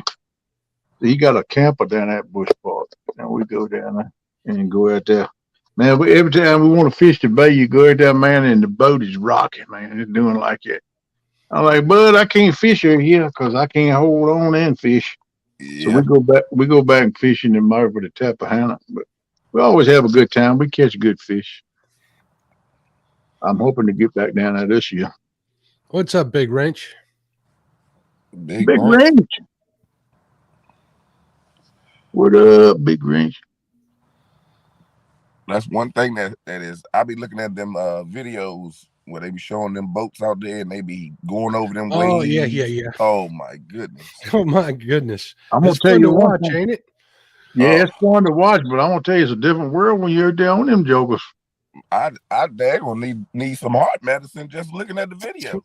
Some heart medicine and some seasickness medicine is what I'm thinking. Yeah, and he's got a right good boat too. I mean, what we went out here is he had a Parker that's got a cubby hole and all in it with the beds and the bathroom and all downstairs in the cubby hole. It's a pretty good sized boat, but I'm gonna tell you what, it's like a bottle top on the river. They're down there, man. So we can't handle this, man. That salt water is no joke. It's pretty bad out here on the Great Lakes too. It's a different, but it's bad. It's the same thing, only colder. Yeah. I want to get at it. I love to go there one time where it's halfway decent where we could fish, because we was gonna fish some of them old wrecks and stuff out there. See what we could bring up. Ain't no telling what's down there, man. I love to do it. I was watching Deer Meat for Dinner, yesterday or the day before, and I guess he got a brand new boat. Oh my goodness, the thing had to been like $300,000 to $400,000. That's crazy. Wow. That saltwater fishing is no joke. That's big money sport right there. Yeah, even all them on that. I think it's called Wavy Boats or something. Wavy Grave. I don't know the channel that Brian's talking about. You see a couple $1 million in boats going across that show too all the time. Yeah. I think I caught this one on a short. I didn't even pay attention who it was. Yeah, it's a channel where this cat sits right there with down in Florida somewhere where they go out into the deep water, Oh coming up the yeah. canal, and you Uh-huh. see all them big boats and stuff, and you see them sometimes, man. They come in there and almost collide, and they get rough waves going and stuff. Man, I'm like, man, that's They rough got all place. sorts of people on the bows of them boats, almost get flooded out of there. Yep. They be Yeah, jumping, they be flying up in the air and everything. Yeah. Also, he also goes and parks at the boat ramp over there and watches the chaos on there too. That's Yeah. ridiculous. yeah, it's crazy, man. I watched some of that. But hey, folks, get yourselves ready because pleasure boating season's right around the corner. Yeah, Yep. no doubt. The sap is rising, my sap rising too. I'm getting all antsy, prancing like a horse in a stall, man. I'm gonna go fishing. Yeah, Yeah. Backlash says it's wavy boats, films over at Hullover Inlet. Yeah, I mess yeah. around and end up gonna get the boat back on the water just in time for pleasure boat. Go on, boy. You gonna get her going. Yeah, What but else you got to do, Brian? I just got to get this motor and put it on. Oh, did you get a replacement? Is that what you ended up doing? Yeah, I got to meet up with Damn River Boys. Okay, Ooh, man. I'm glad for you, brother. Get her running. right I on. mean, I wanted to see you get it back running. I know what you're I wanna going. hear, I'm going through the Fish same thing. on, fish on. Mine's more financial than anything else, though. I ain't gonna sugarcoat it. I've been looking at other boats. I haven't found anything. It's almost like I should, but I shouldn't. I feel you. I found exactly what I want. I'm just not willing to pay 10% interest on it for 20 years. You know what I mean? That's Mhm. crazy, ain't it? We're going to wait to see what happens next year with the elections coming around. You know how the politics works. They may drive the interest rate down, and then I'll jump all over it then. Either that or I got to get such a killer deal on a boat that it makes up for the interest, But Yeah. when you think that APR paying 10% on what you owe every year, that's crazy. So they slick the way they do it. They give you a minimal payment, a small payment on the boat, but then they pop that interest rate on you for like 6-7 years, man. Mm-hmm. And that's where they make their money at nowadays. But they'll Oh bust yeah. you open on that, man, over time. Yep. I like to have me a pontoon, but if I get my little skiff running, I'd be happy. Well, the boat I want it to be set up like my fishing office, where I keep all my gear in it all the time. And when I need to go, I just hook up. I ain't got to be loading stuff or unloading stuff, Yeah. just so it all locks in there. All I got to do is throw me some powdered donuts and some coffee in that sucker and that joker and go. All right now. Make That's sure the I way got to a do it. I like it like that too. couple of cigars in my pocket and I'll be a happy man. Couple of Let her- backwood smokes. Hell yeah.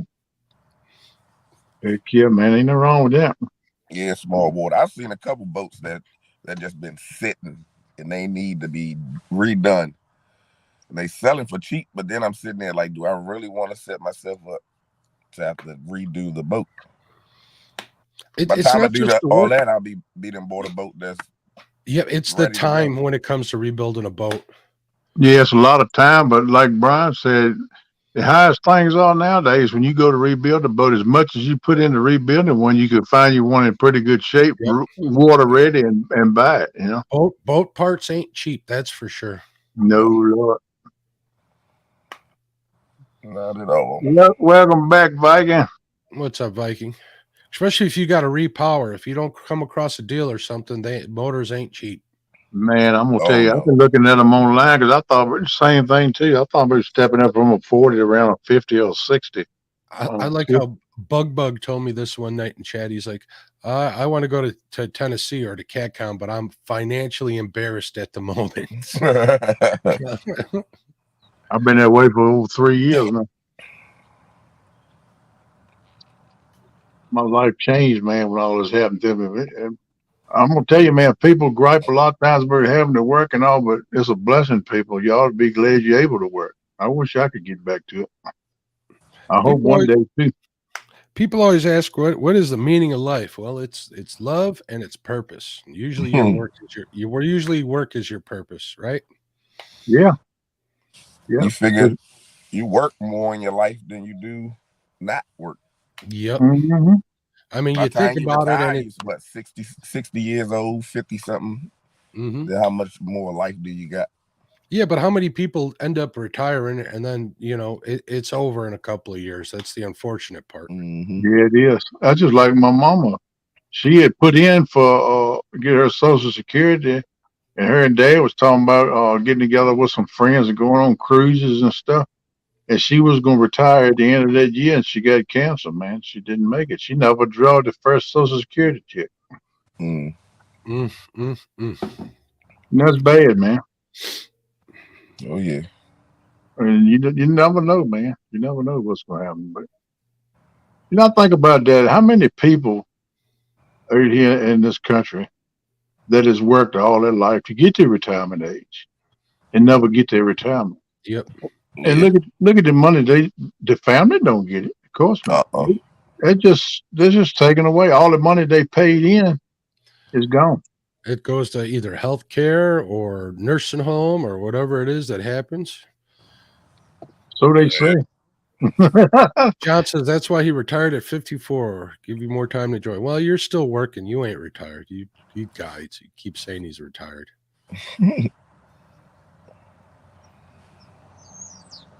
Yeah, I'll tell you, I've enjoyed having my time here at home and not being gone all the time on the road, somewhere running across half of this nation. But I miss it too. But the moolah, that's the deal of it right there. I'm gonna tell you. Yeah, a lot of people retire and go back and get another job. Yeah, you have to. Big deal. Who cares? What's up? What's up, big deal? If I ever got a chance to retire, I'd probably go work at like a parts counter or something like that. Yeah, Some a lot of people them do it just to do something so they won't be sitting around. Yep. Yeah, that happened to my dad. He retired, and I mean, he went from climbing, 6 stories, 6 flights of steps every day, multiple times, lifting 80-pound bags of additive and stuff. He was a grease maker for Citgo to hardly being able to walk within the 4 years. Mr. Danny wants to link, Mark, if you don't mind dropping it. Sure. Oh, for Danny? I don't know about all that. That's between you and him. But my dad retired and took his whole Social Security check to pay his supplement insurance. Yeah. So that's why people go back to work. It ain't necessarily that they want something to do; it's because they got to have something to do to make it. Oh yeah. Don't live your life thinking you're gonna live on your Social Security check, because it's not gonna happen. They're not gonna give you that much. And the problem is, if you do live for a long time, every year that money's worth less and less and less. Yep, because everything gets higher. I'm gonna go back to my other job and be a lot lizard, like Ernie said. What's up, Danny Stone? What's up, Mr. I don't want to go to work today. I'll cry about it too. Stay home. Stay home then. Tell them I said it was all right. Yeah, but they'd still take a big old chunk out of my paycheck. Come on, you're a Golden Whisker Award winner. You got all the money in the world now. Yeah, I tried holding that award up at the gas company the other day, and they wouldn't. They still said I had to pay my bill. You should walk around work with it around your neck. Oh, they all knew it when I got to work. I'm surprised that all the guys watched the show. Actually, cool. They watched the award show. Yeah, you was telling us you got a standing ovation when you walked in. I did. I walked in and they were lined up by the time clock, man, shaking my hand and stuff. And I thought, guys, it's not that big a deal. Let's go to work. Anybody ask for autographs, man? Oh, no, none of them. Those guys all hate me. No, they're a pretty good bunch of guys. Yeah, Danny go get some pictures made just to auto. Danny, next year when we get together, or the next time we get together, we got to find a place that isn't like that hotel. That hotel was horrible. Dude, the Crown has got its last penny from Danny Stone. I'm telling you. The first time I went over there, it was fantastic. This time, not. Oh, me too. I was there last year and loved it. This year, I hated it the whole time I was there. And everybody telling me, "Oh, we got a refrigerator, a microwave," and I'm like, I got a little Keurig coffee pot that don't work. DRB, that link's still up there. Let me know if you want me to post it again. It's like three ahead of you under my username.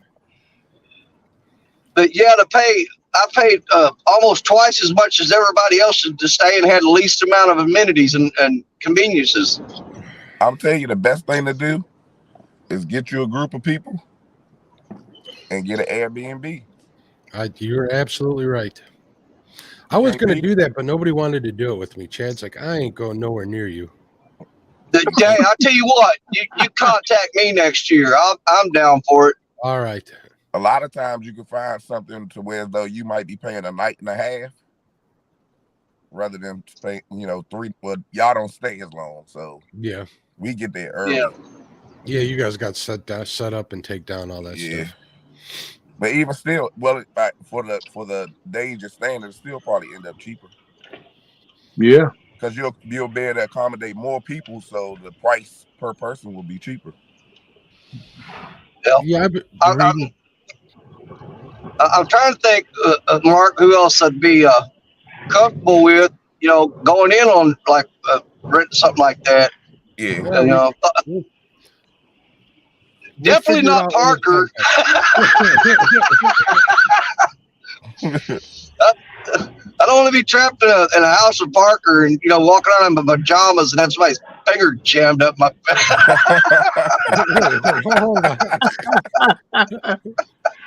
Yeah, he touched my butt at CatCon. What is wrong with you, Jerry? I don't know. He's a freak, man. What's up, Danny? What's up, Brian? Hey, Jim? buddy. What's happening? Good to see you. Did you see he had a tattoo of an upside down pineapple on his forearm too? What's that all about? Nah, he's a big SpongeBob fan. What's up, Rubber Boys? How you doing, buddy? What's up, DRB? Oh, he's muted. Yeah, I muted because I'm sitting in the truck. I don't know how loud the diesel is over the phone. No, okay. I see water. I just wanted to holler at you, bud. See how you doing this morning. Susquehanna. No, I was listening in while I was driving. Okay. Thanks. Yeah, for it letting me know, looks like. Chad. Go ahead, Mark. I was going to say thanks for letting me know, Chad. I'll have to keep my eyes on him. What's up, Uncle Lou? Yeah, looks like I'm heading back to Kentucky Saturday. Hey, Uncle Lou. Doing some skipjacking? Man, I hope Dominic Collis ain't jerking my chain, man. He said they're on fire over there. I know Big Mike said he had like 200 in his truck on the way down to CatCon. I don't know where he got I know, man. He was skipjack rich. I'm going to jump in chat. I got to get ready to take this crazy walk. All right, Brian. All right, buddy. Take care, man. Are you walking the Green Mile? Are you walking the Green Mile?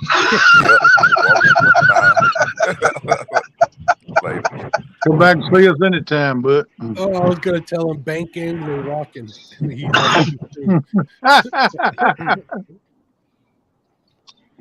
don't want to be late getting in there. He in a hurry. How you doing, Danny? I'm doing great, brother. Man, we just spur of the moment threw a deal together where we were going to, we'd been talking to several people about inviting them up to come up and camp the weekend and fish the Mississippi River. And we threw a date out there yesterday. We said, everybody was free on May 20th. They all checked their calendar. And, dude, I can't believe how many people signed up, and they've already booked campsites at Trail Tier State Park. That's I mean, awesome. it's not a big, massive thing, but we've got Chad and Dee coming. We've got Chris and Telly coming. Jerry Parker and his wife. Josh, the weekend angler. Me, Richard Cluck. Matt, want to be outdoors. Of course, Cody was crying because nobody said anything to him. Nobody said nothing to me. It's an open invitation. I'm starting to tear up right now. It was an open invitation. We threw it out there at CatCon, but we didn't put a date on it. And yesterday we put the date on it, and man, almost all the campsites are booked now because it's all catfish people. That's Cool. awesome. So it's going to be a good time, brother. Send me the Well, it's going to be 3 days of fishing the Mississippi River. We're going to do day fishing and night fishing nonstop. So there'll be somebody live at all times fishing. And we got 7 wing dams right there stacked up at this the state park. So it's a hot spot. Wow. Man, I wish I can get out there and meet everybody and fish with everybody. That'd be cool. Maybe one day. Maybe one day. Mark, if you go, swing by here and pick me up. I'll go with you. You got it. I'm honking twice. If you don't come out, I'm gonna roll on through. Oh, don't worry. I'll probably sitting there on the stoop waiting on you. But I don't know how many of them are bringing boats. I know there's several of them that are. And man, if everything goes well, at that time of year, those wing dams should be on fire. And if they line up on those wing dams, you're going to see something cool. Sweet. Speaking You of talking live, about Big Mike with skipjack? He bought us some skipjack in Tennessee that you can give us for bait. You can find the skippies. Chad says we're a maybe, but we're gonna try, Danny. That's fantastic. If you make it, it'll be great. If you don't, we'll see you next time we do it. He got to get confirmation from D. That's all that is. And just a reminder, after the show, Chris is going live with Martin. So go over to Hooks and Hammocks and make sure you check that out. Yeah, that'd be an awesome stream, people. I think it's Martin's last time fishing, so we want to send him off the right way. So Yeah. Did you guys see last night him fishing with your boy Troy and Alicia? I'm surprised he didn't go run and jump on the plane to leave.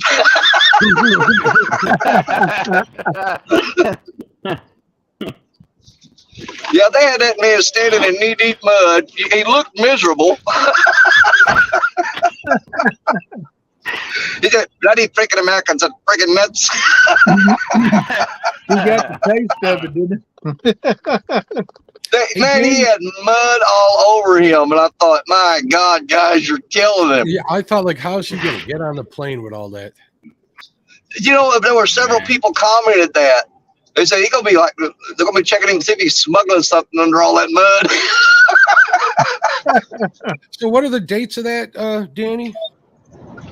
Well, me and Richard Cluck, I know we're going up right after work Friday the 19th. Of what month? Okay, and May. Of May. Oh, that was the first time that nobody had a tournament, nobody had something going on, and all that. And the only thing I didn't like about it is that weekend it's going to overlap with I think it's Palmetto's 500 race to 500 thing. Yeah, Mendoza's the week before that too, so it might be rough for me to make it down there. Yeah, I mean, but that was the only opening that we could find that everybody had nothing going on. Well, that goes my route. We're going to do 19th, 20th, and 21st. It'll be 3 days of fishing, but well, Friday's actually it's going to be Friday night because we'll just arrive there that time. My goodness. All right, Danny, that goes my ride. Mark can't come. He's supposed to pick me up, so that goes my ride. Danny Stone looks like he's driving the Baja 500 the way he's bouncing around over there. Holy smokes. You wait till he hang in the dude. Hey. He'll be floating it out sideways in them S-curves. We're coming up on them. Hey, we got a stop sign. We hang a right, and we're hitting the S-curves. You don't want to miss that. It'll almost make you queasy. Yep, the S-curves are fun. Yeah, he drifts through them every morning. Oh, yeah, tires squealing. It's going to be great. There's the turn.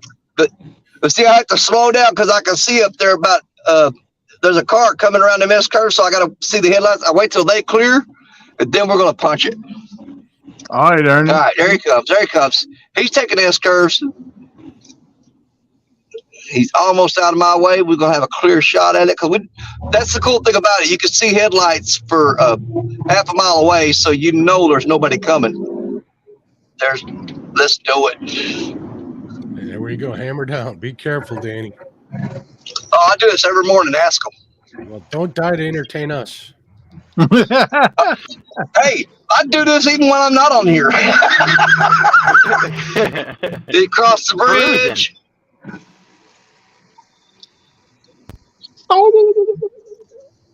That's the squirrel tires right there. I'll see you guys in Chris and Telly's live. All right, NJ. All right, there it is. Thanks for coming in, brother. Enjoyed your hang. Take care. Yeah, man. I'll see you guys later. Everybody have a good one. Later. You too, buddy. I need Yeah, to I hate what that, the Fiesta is built for. I hate that I'm gonna be at work today while Martin's and Chris Telly, but I'll catch them on my 15-minute breaks and my lunch, depending on how long they fish today. Yeah, you probably catch them on your break. Yeah, I'm sure they'll be out there for quite a while today because they want to make it. Is this Martin's last day, you say? I think it might be. I could be wrong, though. I think you're right because somebody said he was going to stay till Wednesday and fish. So that sounds about right. And I'm sure they'll keep him out there as long as they can to make sure he has fun. Yeah, they're gonna try to give him the ultimate experience. They go out on the lake, dragging baits on the lake. I don't think he's done that much in the lake. He fishes ripples mostly, I think. That's what Chris was saying. Well, I hope they hose him off before they let him on their boat. Hope they stop him off the laundry mat.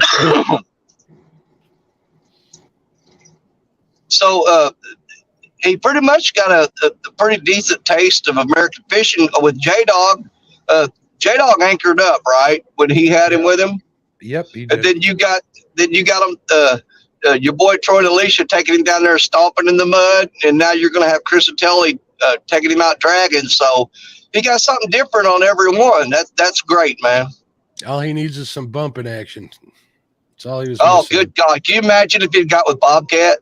That would have been a good time right there. What's up, Oh, Tasha? man.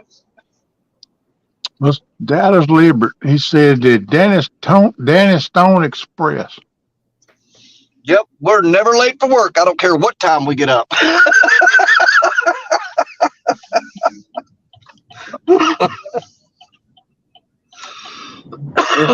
You know what they say, Danny? If you ain't early, you're late.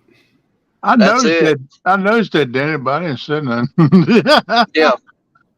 There been times, man, you run 15 minutes behind and you still clocked in. We still arrive about 18 after and 20 after, and we don't have to be there till 6:30 our time. You always get there early, but you always leaving home late. That's it. That's why he drifts through them S turns. Oh, you gain at least a minute right there. There you go. Hey, Tasha. Man, are they still doing that? Are they still doing that time change thing, or did the government get rid of that, or what's going on? Well, the clocks move forward and back.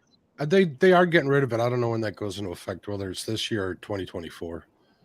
Man, I hate getting up an hour earlier. I like the fall back thing. I don't like the spring forward. I think somebody was in the basement and just left. Whoever that was, come back. I didn't see you till you popped out. I'll bring you up. I don't know how long you're down there. I'll share that link out again, whoever it was. I think it might have been Zach. Back in. DRB, are you fishing or are you going to work? I'm heading to work. It's just my morning stop where I'm at. Wow. Where I stop and have a smoke and my coffee. It's a power plant. Looks fishy to me. It is. It's one of my favorite spots. I wish they'd open it back up. I was getting ready to get out of the truck here to see if they did open it. Well, how far is a boat ramp? There is no boat access here anymore. No. They got rid of it all. They closed it down and put a gate across it. Now you can drag your boat from above the dam through a field and everything, and through a parking lot, and then carry it back down the boat ramp and put it in. They're making it tough on us here. It's because of people littering. So they closed up all the They boat run access. a lot of places because of people littering. They shut them down. Yep.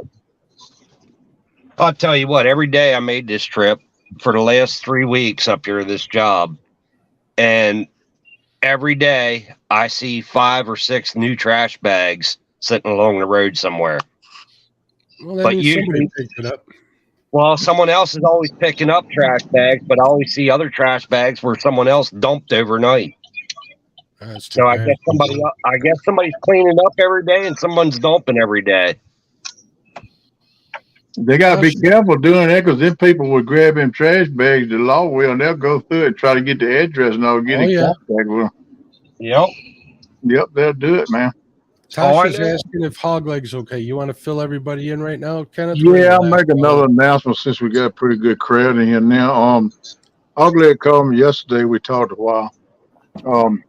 He's not going to have the catheterization done today because he went back yesterday to meet with them, and the blood work he had done come back, said his kidney function was way low from the last time they done it. It dropped right much, and they took him off of his fluid pills and some of the other meds he was on, and they wanted him to take it easy for a few days and come back Friday for new blood work. And his heart doctor's scheduling a catheterization as of now be Monday. So they're going to, depends on too how the test's going to be from Friday, the blood test again. But they they had to postpone and bag it up. So, and he's taking the rest of the week off. And Melissa, she's wore out too, so she took some time off. They're gonna rest up and just kind of take a break there. And of course, they tell him, if he needs to get to the emergency room to get there, if anything goes on, that our doctor told him to get to the emergency room if you need to. So we need to keep him in our prayers, and also we won't be doing a show Thursday morning. I'm just going to take the night off. Hawgleg left it up to me as to what I wanted to do. He suggested taking the night off, and he said, if you want to do the show, do it. But he said, that's up to you. But I think I'm going to take Thursday morning off, and I appreciate Melissa recruiting Mark and paying the bill to get him up here to help me out this morning. 5 pounds of bacon. There you go. That's what I told her. You got 20 pounds. That's what I told Melissa when we talked on the phone yesterday. I said, Mark said he ain't going to charge you 5 pounds of bacon an hour. I said, that's 4 hours, so that's 20 pounds of bacon. And she just laughed. Bacon's not cheap. So I don't know. We're just going to see how things go right now. It's kind of pretty much how those blood tests come back Friday is if Monday's going to be feasible or not too. So like I said, just keep them in our thoughts and prayers, and it wouldn't hurt to shoot him a word of encouragement sometimes, and let him know you think about it. But he wanted me to announce it to y'all and tell you he appreciates all the thoughts and prayers for him and Melissa, and appreciate y'all keeping him in his thoughts, and he loves everybody. There you go, buddy, bro. I done it for you. Awesome. Just rest. You got all the bases covered on that, definitely. Yeah. I did get a message from Jody. She wanted me to remind everybody that she's going to be starting an hour later on Fridays. So to make room for Stan's show prior to that. So make sure you tune in to Stan, and then right after Stan, go over to Pontoon Jody's channel and check her out on Friday night. So. All right. Yeah, I started to club her in the head last night. She tried to give away my Saturday nights. I don't know anything about any of that. So I'm just saying what she asked me to say. Nothing to do with all that, Danny. I got nothing to do with any of that. I understand, but we were watching. I guess it was Creole and Muskrat last night, and Jody said, "I guess Saturday nights are open since River Rats don't do a show on Saturday night no more." And I said, "Whoa!" Said, we're going back to Saturday night when it warms up. We just fished the daytime in the winter. So and we have to bounce back and forth from Saturday to Sunday because of Creole and Parker's work schedules. I said, pretty soon we'll be going back to Saturday night, and that's when I go out and I stay out until the sun comes up. We do that every year. But there's room for other people. If there's people that want to do a show, I told her, no big deal. I mean, run your show. Whoever's wanting to do it. You guys are lucky for me. The one night I was on there, I had 5 flathead that night. That was a good night. I know, man. That was a great night. This spot right here where I'm at is killer for flatheads all day long. Broad daylight. I think Richard's going to try a little harder since he's more mobile now to target some flatheads this year, because we know some sweet flathead spots The issue he's going to have, he's got to do a lot of video recording because there's no signal back in them swamps. Yeah. Hey, Dustin, Snag and Whiskers, what's up, buddy? Welcome in. Yeah, originally I was going to run my channel Yeah, I off hear, of this power plant here because it's a dam, and they have a catwalk that's suspended off over the water, right above all the hydro turbines that are dumping out. So that's why I named my channel Dan River Boy. Because is that the one that's got all the goose stuff on it? What's that? No. Is that the one that's got all the goose crap on it? No, that was a boat dock down in Maryland. This is up in Pennsylvania, up in York. Man, there's no way. Hey, dude, there's no way you walked across that boat dock without getting goose crap on your feet. No way. It was all over my feet. There was nowhere to stop it. That goose crap was 2 inches thick the whole way across that dock. There was not a dry spot on there that wasn't uncovered. I'm not riding in your car. What's going on, Dustin? Good morning. I told you it would have been cleaner walking through the horse pasture. It would. Man, this power plant here is killer all day long for freaking 20-pound flatheads and 20-pound channel cats. Well, it sounds like you can't get in there no more, so don't really. They have it gated off. I should get out and walk and see if they freaking got the gate open or not, but they built. I don't know if these guys can see the structure, this gray stuff hanging out off the side of the building. Nope. They said that's a fish lift. Well, it doesn't touch the water at all. Well, you don't know what's under the water. Hey, 217 Rebel, how you doing, buddy?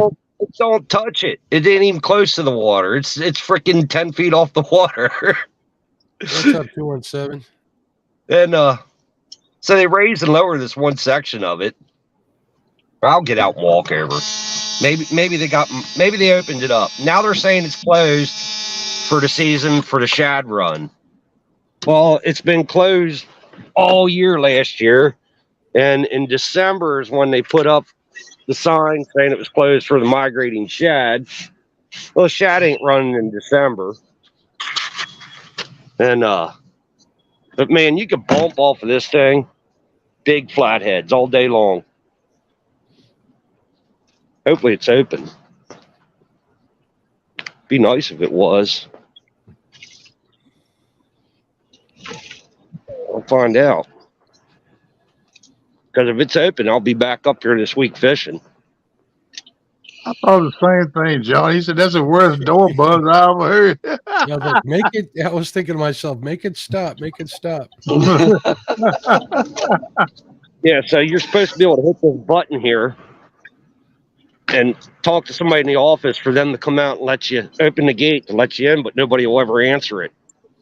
I thought you were walking out of Walmart stealing stuff. Yeah, that probably has some, you know what, DRB, that probably has more to do with the lockdowns than anything. No, it was open during lockdowns. I'm saying if there's nobody working there, or there's only one person working there, they're not going to spend their time letting fishermen in. No, when they lock the gate because of people leaving trash out on it. Because me and my buddy used to bring 55-gallon contract trash bags up here and clean the catwalk off every time we came up fishing. And then we would tie a new one to the fence. And don't think, man, that's crazy. Man, people would just leave their trash out anyhow. They do that everywhere. Instead of putting it in a bag, it would be so stinky. Yeah, it's still closed up. I thought you were turning yourself into jail. Yeah. Yeah, they might have told him from the inside not to be opening the gate because of that. It's all about it's over the garbage. It has nothing to do with anything else. Yep. You can't really blame them. I mean, that's a lot of money spent too. Somebody else being lazy. I mean, we used to be able to walk down here through this gate, down the steps here and fish down here. There's steps there going down to the water. Mm-hmm. Can't go down there. Can't go anywhere anymore. So now all we have is this area here, and this is only like freaking 3 foot deep. You can see the bottom of it all the time. 2 to 3 feet. So, yeah, there's the old boat ramp out in front of me that we used to use, and they gated that off, put grass in the whole parking lot, got rid of that access. Then someone else made new access over on the other side. And then they closed that up too because that was owned by this place. So pretty much every boat access on this side of the river, we don't have one on for the whole county anymore. So I gotta go across. I gotta take an hour drive to be able to fish this section of the river out of a boat Wow, to be able to have access to get in. that's crazy. And it's directly across from this power plant. But you won't catch fish out of a boat like you will off of the power plant. Even if you get right up against it and try to fish it the same, it's not the same. Yeah, the messy fishermen are why we can't have nice fishing spots. Yeah, they Yeah. run little spots. A lot of good fishing spots. That's why the trash is there. Because people Yeah. come out fishing, they catch fish, and then they don't be considerate, man. They just lazy. Yep. I always have a bucket with me, and I fill that bucket up with garbage before I leave. I carry a trash bag with me, a bucket or Yeah, something. here. Look how far I had to walk to a dumpster they have sitting for you to throw your trash in. Well, Yeah. at least there's a dumpster.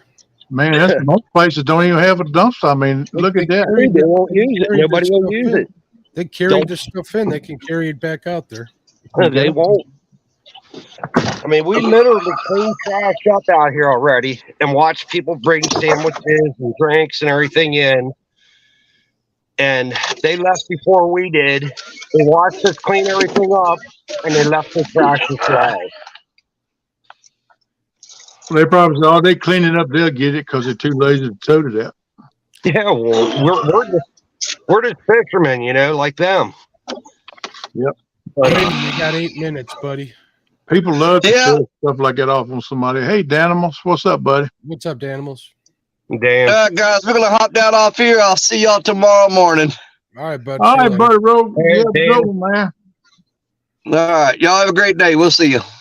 Here, your ink pen with you so you can sign him autographs. Hold on a second. All the time, buddy. All the time. Yeah, guys, listen to Brian B. Hit that thumbs up for Kenneth, would you? Yep. Hey, Kenneth, Sharpie. There you go. It writes on Sharpie, every baby. sticker. I'll see you knuckleheads later. Bye, y'all. All right. See you later. Have a good day, Danny. Yeah, I was listening in on your conversation, Mark, earlier.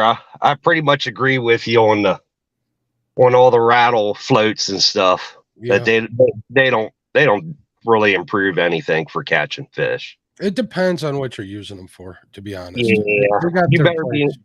you got to be in current, you know, or Current, drag. veins, or Yeah. they got to be in upper high in the water column. And unfortunately, my river's so shallow, it don't really matter except in the fall. So Yeah. I But mean, your when I'm out, results may vary. You know what I mean? Yep. Yeah. Yeah, they better be banging on the bottom just about to be making noise. Yeah, I You always gotta have, have a I always rough have at bottom. least one of the ones I got from Uncle Lou on there. I always have a test one out there, but then in the fall they all get them, at least for the Yeah. last 2 weeks of the post spawn bite right before they go to sleep. That's when they're feeding up her in the higher water column. I'm fishing for them in like 7-8 feet of water, which is pretty deep for where I fish. So That's where I catch most of my fish, about 7-8 foot deep. I'll fish 12 foot of water and then I'll have floats at about 7 or 8 feet and 12 foot for my blue cats. mhm. Now, if I'm fishing for flatheads, I'm going deeper, unless I'm in I'm fast moving current. You know, going to fish Yeah. channel ledges most of this year. I think that's where I'm going to do better, looking for the bigger fish. Because I mean, when I'm fishing slow water or seams and stuff, I'll get on them. But this year was a testament to a lot of smaller fish. I caught a bunch like in the upper teens. I got 114, a bunch in the 20s, a couple in the 30s. So, but I learned a lot this year. So I changed my tactics, and that's what it produced. So yeah, you learn something new every year. yep, As long as you don't get stuck in your ways, you know. Mm-hmm. When the fish stop biting, and you were saying about live streaming versus recording too. I mean, Yeah, You catch more fish when you don't stream because you're willing to move. Right, you're not worried about entertaining the people in chat and stuff. So I mean, it's great, it's fun, it's all sorts of stuff. But me, I'm finding myself getting a little lazy when I'm live. Not lazy, but accommodating when I'm live streaming. So I'm hitting half the spots I would usually hit. Yeah, it's taking the fun out of it for you for the fishing. Well, no, it's fun to have the people in chat, but ain't no doubt about that. Because the other day I fished for 2 hours, I didn't catch a single fish on my stream, but I had a blast doing it. Mm-hmm. Yeah, I had a real good time with my live stream. Well, yeah, it's cool to have people in chat with you. I like it when I come on Hawgleg's lives or Kenneth's lives when I'm fishing, because they can do all the business and I can chime in and I get to listen to them talk and stuff. So yeah, that's the way I like doing live stream. Jump in on somebody else's and do it. Well, I like going live myself and get somebody to come up and read chat for me. Yeah, well, I can focus. You know, if I do that, I'm gonna do more of that this year. So yeah. I'm gonna I'm definitely, you know, I am going to do less lives this year, but if I go live, it'll be probably for my members for a couple of hours or for an hour at least or so. Try to provide them with a little more content than I have been doing, and I might do a little bit on TikTok. I'm not really that over, you know, I don't need to go on there that much, but it is something I definitely would like to try, see where it goes. But other than that, I'll be filming a lot of videos this year. Yeah, I mean, 2 hours seems pretty good to me. After 2 hours, I'm going to start moving around whether I'm streaming or not, because I'm out to fish. If I know fish are there and it's that time of year where they should be hitting, I'm moving around so I can get on them. And I will down there in Maryland. Maryland, I drift constantly, so every half hour I'm moving my boat. You know, that's one reason why I wish I had a deeper water so I could do a little more drift fishing, definitely. But, you know, drifting in 4 feet of water isn't very productive. No, not unless you're close to a freaking drop off. Then it is. Well, that is because drop off. I got 40 and 60 feet and I'm fishing 12 foot. Well, that's what I mean. I don't have those depths, so yeah. I'm up on top up on the flat part of it, catching the fish that are actively feeding. I have one deep hole right up by McHenry Dam that I can kind of sneak into, but I haven't really had all that much luck. I've caught channel cats up there, a lot of drum up there, but other than that, I haven't had really luck. Yeah, Brian, so he agrees with me. So does Dustin.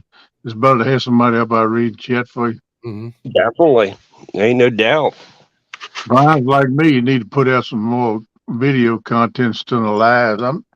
You know, Mark, you said the same. I'm thinking about the same too. I really don't have no videos. I got 1 or 2. Well, I made only at the beginning, but nothing much. I had some I wanted to focus on this year, is making more video content. All right, guys, I got to get off of here now. I got to get moving and get to work. Yeah, I got about another 2 miles to drive yet. And all right, brother. Appreciate you coming in. You're always welcome. You know that. Thank you, sir. Yep. All right, I'll catch you later. All right, later, buddy. Have a good one. Be safe. Big Deal Who Cares says, I'm on a 10 horsepower lake, so no speedsters. I like them little quiet lakes, especially for crappie and panfish. Those are always fun. That's about all we got around here. The public watershed lakes has been put in is 10 horsepower or less, and I like it that way. It's funny though, you go there, you see them $100,000 bass boats. They're there fishing with the motor raised up above the water, and they're fishing with the trolling motor. We got the lakes around here that are like that. They're either electric only or they have a 10 horsepower limit, but you can still drop your motor in there and go. You just can't have any wake. So that happens a lot. There's a couple of state parks here that I fish like that, like Shabana and Rock Cut, which I like fishing there quite a bit. Shabana, I haven't been there much. That's more of a musky lake. They got a really, really big musky program there, where in the fall, when they go over the dam, you got people netting them fish on the bottom of the dam in the spillway and carrying them back up into the lake. It's quite the thing to see. I bet it is. Yeah, we got one man-made lake reservoir. Well, I call it a state lake. They put in, they flooded the timber because they knew it was going to be fish so hard, and they put them Florida hybrid bass in there. Mhm. And you talking about a fight, man. Them Florida Harbors can fight, man. And it's a lot of heavy fishing now. And they were gonna cut the timber out because I was logging at the time, me and a friend of mine. I put in a bid on the timber and I got the bid for to cut the timber off that lake. But then the game commission decided that they was gonna flood it because it was gonna be so heavily fished. And it changed the game, man. It changed. I got hung up out there last time I was there. I got hung up on the top of a tree out there. It took me maybe 2 or 3 hours to get off of that thing. But it's good fishing and crappie. Man, you can catch some crappie out there. But them crappie like standing timber. They'll sit Yeah. rows up right to them. yes, all them tops of them trees is right under the water, right? And you just go there and just plop you something right in there at them. Yeah, They hit every time, man. That's They what there. that Shabanaw's like. It's got a lot of standing timber in there. I've ice fished it for crappie, and man, I've seen big schools come through when they're wandering that basin right there. Holy smokes! I hope Yeah. to get out there this summer and get on some crappie over there. But rock cut's been pretty good to me. I don't catch as many on rock cut, but I catch some a lot bigger ones, like in the Mhm. 14-inch range, 13-inch range. Also, they got a ton of white bass in that lake.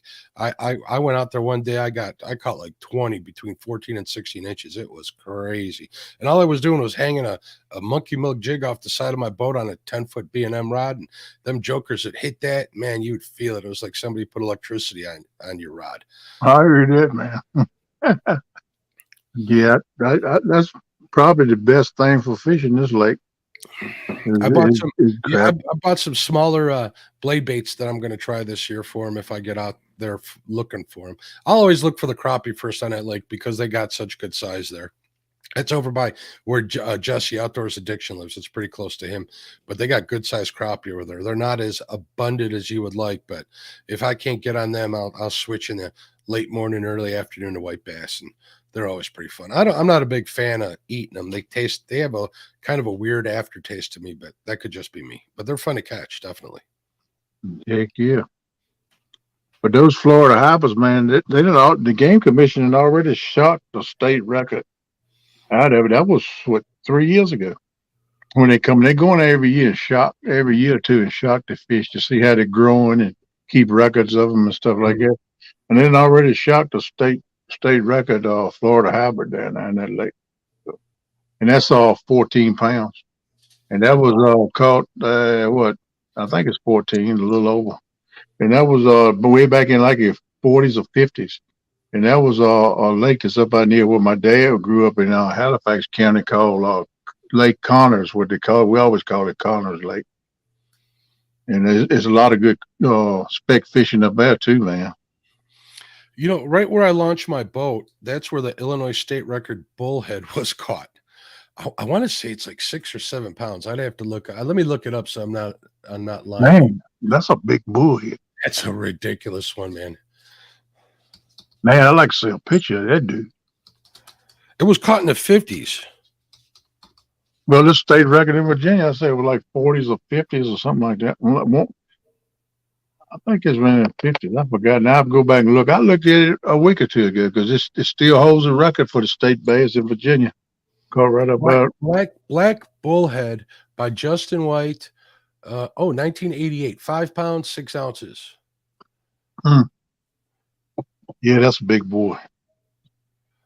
Black Crappie was caught. The state record black crappie, 4 pound, 8 ounces at Rend Lake. That's a dude too. That's 1975. That's a plank there. That's a 8-by. Let's see what the brown bullhead, 1 pound, 10 ounces. That was Weldon Lakes.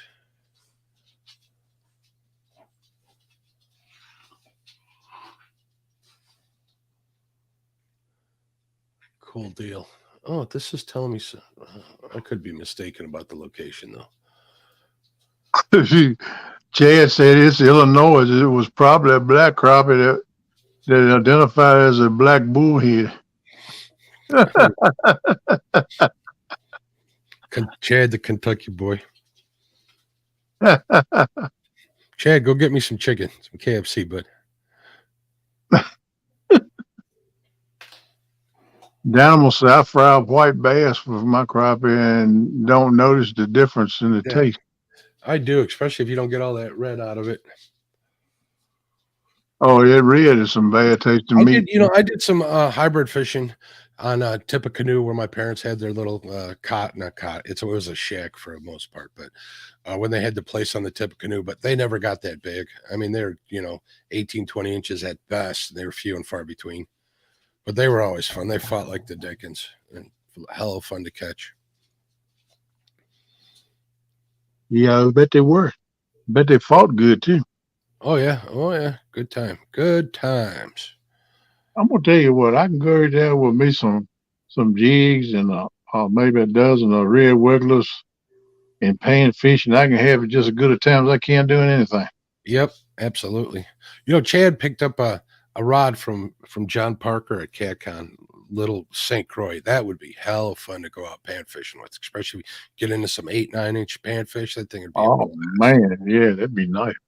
I want to get me a cheap fly rod set. I would like to get back Me into too. doing some more of that. I got a reel sent to me from Double Hook, Dave over at Double Hook. I just need to get a rod for that and give that a shot. Go look like one of them gymnasts with the streamers while I'm out there.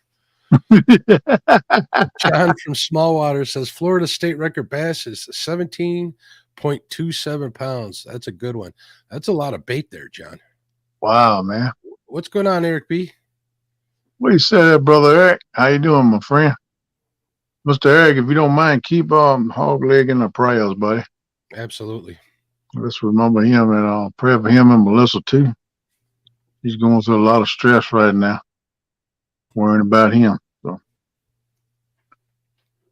pass it on, brother, if you don't mind, and put it in your show and as a prayer request. I'm gonna try to get into Larry and Cody's show tonight and put him up as a prayer request another night. I'm sure if they're listening, they'll be more than happy to do it. So. Oh yeah, they would. Ain't no doubt. But I've been sitting in on the Bible studies on Wednesday nights on 3+1's channel, and it's good. It's good Bible study. I had made it the last couple of weeks because different things come up, but I'm gonna try to make it in there tonight. That's what my plans are. John says the biggest flathead is 66.9 pounds. He just looked. I know Spencer's down there guiding, so if anybody can beat that, he'll be on the water enough to do so. Yeah, that's a toad. I like to see the head on that joker. If you catch a female, their heads aren't as big. Their heads are more streamlined. Yeah, streamlined, definitely. Mm-hmm. Yeah, they might be more longer, but they're not as wide as a big old male. Yeah, my PB was longer than it had a big head. It was a female, so yeah, because I've caught like 35 pounders that had bigger heads than that joker did. So yeah. To this day, I still think like a 30-pound class flathead fight's harder than that big one did of mine. So I ain't even got close. I think my PB flathead is like 12, 13, 14 pounds, something like that. Around 14, I think it was. Ain't nothing wrong with that. But I'm gonna try to focus rivers more when I get my boat going than I am the lakes, because all my life I focus lakes, but I want to get into rivers more. I just fish rivers occasionally before, but I want to get into them more. So I might just change that one. I like rivers; they're fun. I was doing some video work for Fish Brain, and I was using blade bait on a medium light rod, right? This St. Croix I got, and I'm ripping this blade bait off the bottom, and boom! I thought I got snagged. I pulled up like a 20-pound plus channel cat. That thing was ridiculous. Man, small water said the biggest challenge is 44.49. Wow, that's a toad. That's a big one. Man, I ain't even seen one nowhere that big. I'm just looking for a 30 this year. Well, every year I look for that 30-pound. He's out there. He's swimming. He's looking for donuts, man. I'll bring him some if you get on the line. Put you some on the hook if you can get to stay on there. Jonathan over at Hook, he won the Channel Cat Award at the Golden Whiskers. That was a 27, I think, 0.7 pound. It was 27 plus pound. That was a hog. That was a big old. Down, well, you have a good day too, brother. Be careful. Have a good day, man. Enjoy your day. Blue cat is 69.5. Close enough to 70 for me. That ain't bad right there. These Yeah, little hey, if you round it up, it is 70. So shoot, 75. these little jokers hear their mom upstairs. Yeah, we got about 19 more minutes, people. We'll be shutting it down, but we're gonna hang in there for another 19. I'll run it to 8. Y'all just remember that in the morning it won't be a show. So we're gonna all take a vacation day, and I'll be back Monday morning on my channel with a show. And I don't really look for Hawgleg to be with me because that's the day he's supposed to be doing his catheter, and he was going to be resting and stuff. And that depends on what his blood work is going to be Friday when they do it too. So that's just everybody enjoy a night off and get you a good night's rest or go fishing. You know, I thought about doing that too. I ain't ruled it out. I got to check my knockoff compacts and make sure. I know I got my battery charged because I keep that on charge, but I just got to see if my compact's still working. I might go fish on somewhere tonight. Who knows? If I do, I forgot Eric was here. He's sleeping. We'd be hearing snoring if he was sleeping. He got it muted. No, he ain't muted. No, he ain't muted. Well, depending on how far the fish tank is from his bed. Yeah, he could be in the kitchen frying up some eggs. That's probably what he's doing, cooking bacon and eggs, Getting ready to wake Curtis up. Yeah, Sugar, come on in here and eat breakfast. I know they're going fishing, so. Yeah. Yeah, I hope I have good luck. I hope it go live. I don't know where they are. I didn't hear him say if it's going to go live or not. Probably not if he didn't say it. That'd be good. I'd like to see that. But, yeah, I got to get ready. Pop going to pick me up at 9, so I got to get my ducks in a row after the show, be ready for him. And most time he says he'll be here at 9, he'll be at 8:30. So. Smallwater says him and Curtis are kicking pumpkins like in Step Brothers. He might be. Them boys something else. I look for them do good this year too. They say they're gonna step up the game this year. That's what they're saying. I look forward to seeing what they got. Yeah, I do too. They can do good on that Hoover if they put the time in. That Hoover is a 10 horsepower lake, if I'm not mistaken. Yeah, I think it is. I think that's what they said. They've been trying to get Roger to come up and fish with them. Roger ain't done it yet. Roger's been on there a few times. I know. Yeah, I don't think he fished it with Curtis and Eric though. Well, that I know of. I think he's trying to get together with Roger to fish up out together. That's what I should have said, I guess. Chad says Kentucky state record gizzard shad is 4.08 pounds. Can you imagine how big that thing is? Yeah, 4.8 pounds. That's a nice one, I'll tell you that. I wonder I like to see J-Dog bite the head off that one. He couldn't get it down. Yeah, we don't have shad on our list of state records. I wonder if he showed Martin how to eat a shad when he was with him yesterday or the other day, whenever it was.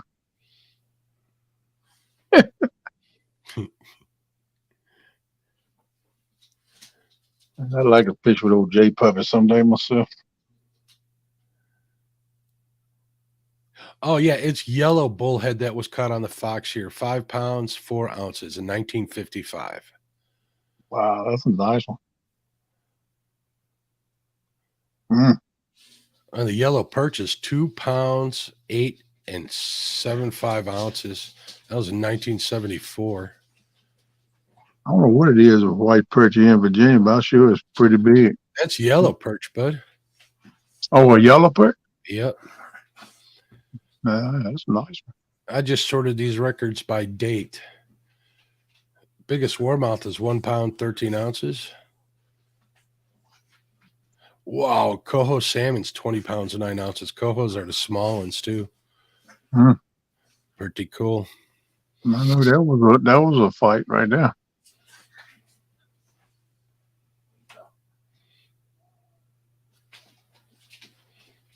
Yeah. Big deal. Who cares is asking you guys in chat a question. What's heavier, a 4-pound shad or a 4-pound largemouth? Smallwater says it depends what side of the equator you're on. I thought it was how you hold your mouth when you weigh it.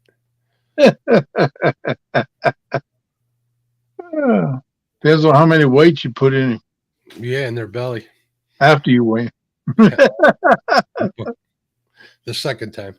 Yeah. No doubt, man. I told you we in the spring we used to fish for for some suckers out here, some big ones too, to use for bait. And my buddy got a monster. We weighed it like 7-something pounds. Turns out it was a state record. We didn't figure that out until it was cut up in a freezer bag. So, Oh man. oops. Well, yeah. At least we can fish with it. Every time I fish with Beto, I remind him of that. Go, remember that sucker? You go, shut up.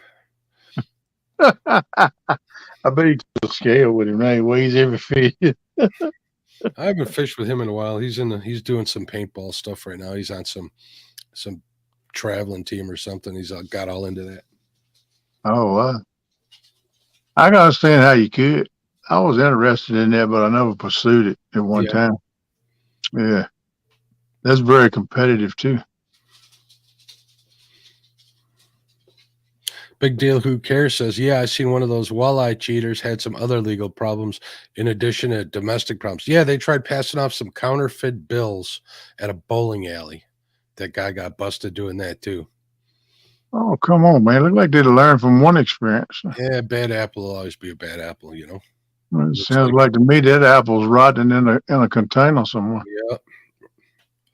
Yeah. That's what that sounds like. Let's say it, though. I see it. Yeah, John, shouldn't you be on the water yet? What's he doing in here? I don't know. He might be on the water. I don't know. He said it was foggy out down in water this morning. So yeah, I think he's on the water. He's getting ready to get in the water. Put it like that. If he's not already there. Because he said that the air temperature was cooler than the water temperature. It's foggy this morning. Bug, what's going on? Bug done made it in the air. Bug man, what's up, buddy? Hit that thumbs up, people, if you haven't. Kenny's getting ready to end this year. It's 8 o'clock his time, 7 o'clock Central Standard Time. Head over to watch Chris. He's going live afterwards. Yep. Chris Hooks and Hammers got Martin. They're down dragging baits on the lake today. That'd be a good dive. I'll be on there for a while since I drank so much darn coffee tonight. welcome to my world. That's why I laid off it the last few days. It's going to take me a week to get back to a halfway normal schedule. You guys thought I had a hard time before going to sleep, but now it's going to be even worse. I'm you ought to get be back on a normal schedule so I can leave every morning to go fish. You ought to do this 4 nights a week every week. You cover the schedule. When I get on that nighttime flathead schedule, and I get all messed up. Yeah, it changes you.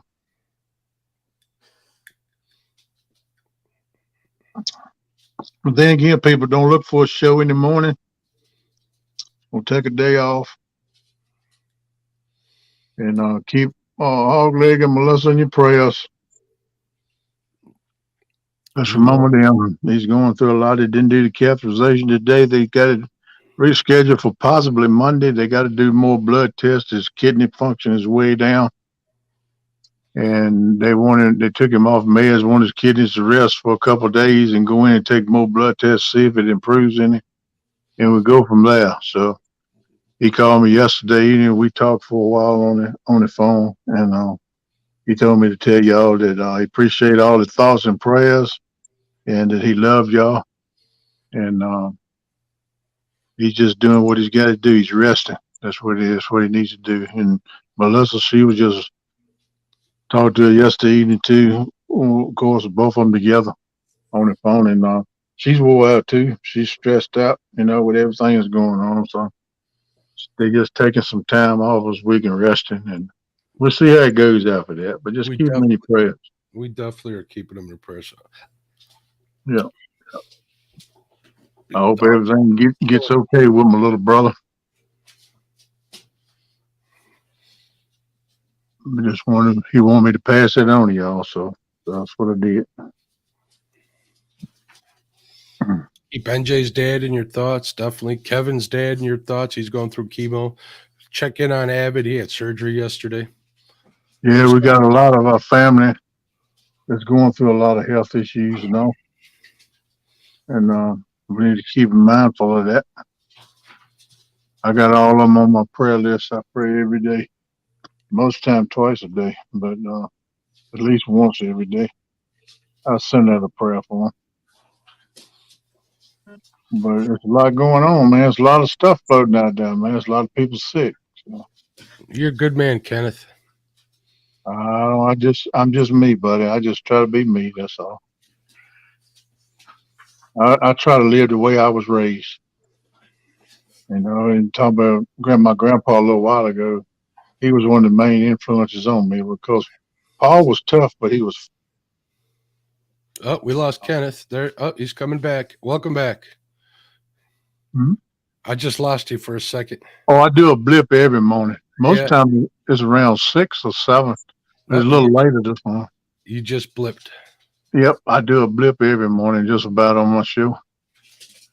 I even do it in Hawgleg show. I don't know what it is about I think it's something got to do with Verizon. They kick it over the towers or something. They're probably making switches or something. Yeah, that's what I was thinking it is. Chad says he thinks he's going to break the Kentucky state record largemouth in a few weeks. It's only 14.95 pounds, 14 pounds, 9.5 ounces. John, you ain't right. He said, think of KP's American Idol audition is coming up. Dude, I might have sang a little bit when I was younger, but I ain't got divorced no more. It's gone. I could never sing, ever. Not even in the shower. I used to be decent. You know what they say, can't carry a tune in a bucket. Yeah, I can't do nothing but play the radio and can't sing no more. I'm mostly just hum now. I tell everybody that when the Lord sprinkled skills, he gave me more fishing than singing. There you go, brother. There you go. There's nothing wrong with that either. That's good skills. Yeah, I can't wait to get out there and start activating them skills again. Get back in that mode, man. Amen. I used to be real good at doing that, man. I didn't have no electronic, no trolling motor, nothing, but I could catch fish. I want to get back in that mode and that mindset. You don't need to catch them now if you did it before. Only reason why I got them is because I got tired of looking. I've done my time.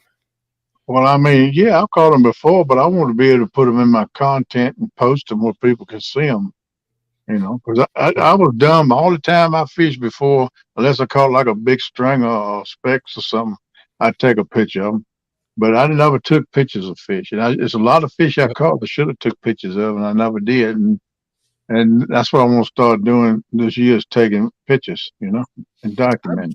I'm still, I need to be better about that too. I'm still pretty bad about it. If there isn't something rolling, I don't go out of my way to do too much. If I got my phone handy, I might snap a picture, but that only happened in the last few years. So I got a couple of pictures my parents took when I was young, me with like big pike and some other fish and stuff. But other than that, I don't have too much history. So Dallas tickled me. Dallas said, I can sing. It just sounds like crap. I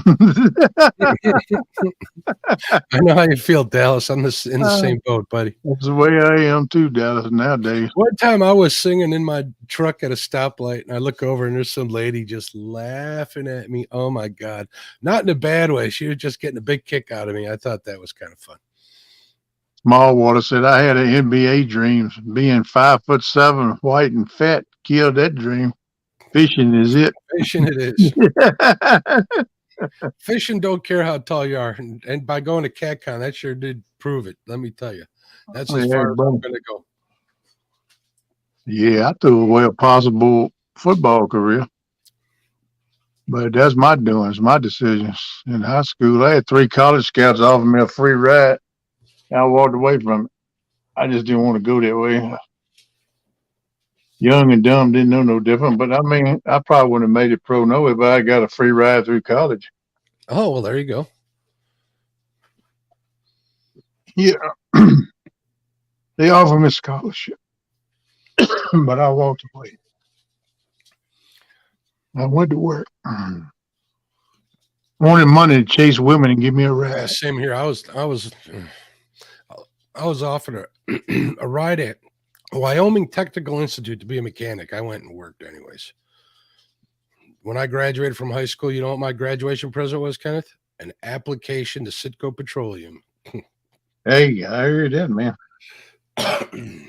Yeah, I started working part-time when I was 14.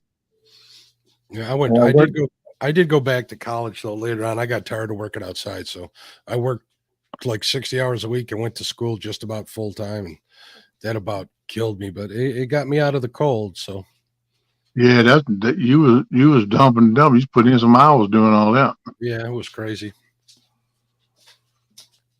No one was going to do it for me though.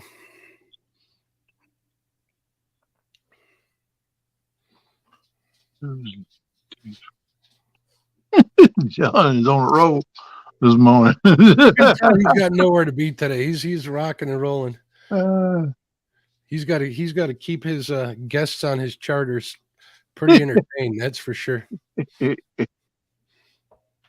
Look, I'm gonna do something I don't normally do, which I've had some prayers up here, but I want to before I cut this thing off and end it, I want to say a prayer for Hawgleg and Melissa Absolutely. this morning, and I think now would be a good time to do it. We ain't got but a couple minutes left, so if you all don't mind, and pacify me, to let's take a time for say a prayer here for Hawgleg.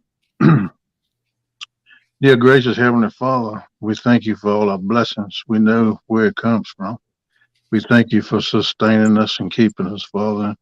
I got a request for you this morning, as many of you know I have. I ask, Father, that you be with my buddy Steve Hawgleg, be with Melissa. We ask, Father, that you would use your doctors, their minds and their hands to make my buddy better. And we ask that you be with Melissa that she could get rest and help her from not stressing so much, give her some comfort.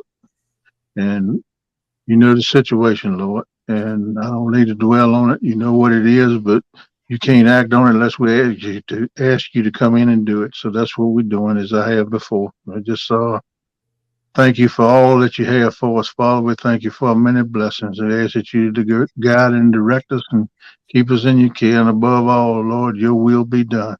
In Jesus' name we ask. Amen. Amen. Well done, Kenneth. Thank you. Thank you. But, we've had people I'm going to be at the dues, and I want to thank all of you. You people don't know.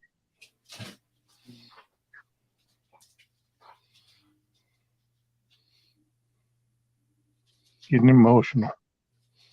Y'all don't know how much y'all mean to me. So thank y'all. Thank you. Y'all mean a lot to me.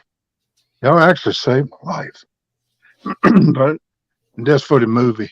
Okay. Purpose Hey, and love, my friend. Purpose and love. Hey, Fins and Foul, how you doing, brother? But y'all have a good day, man. I love each and every one of you. And y'all take care. Make the best of it, people. Make the best of it. You never know when it's gonna be gone. With that, Mr. Mark, I want to give you a thank you for putting up with me this morning, buddy. It's been great. Thank you for having me, my friend. And you always welcome, you know that. And I do. Mr. Eric, I appreciate you coming in here with us. And appreciate your fish being here with us. I hope y'all catch some today, buddy. The little one, Chris. Yeah, Chris. Tell Curtis I said tighten up and catch some today. Tell Curtis when y'all go fishing, I said tighten up and catch some today. We're gonna try. All right, buddy. We'll probably go live. If not, we're gonna jump on Chris's live. Hey, that'd be cool too. Okay, that's good. Y'all be sure and check Hooks and Hammock out. They got Martin out there dragging baits on the lake, and possibly gonna have the dynamic duo of 2023 is gonna be joining in. So y'all go check them out. And again, people, thank you. Much love. Peace. Love you. We'll see Later, you. folks. Thank you, Kenneth.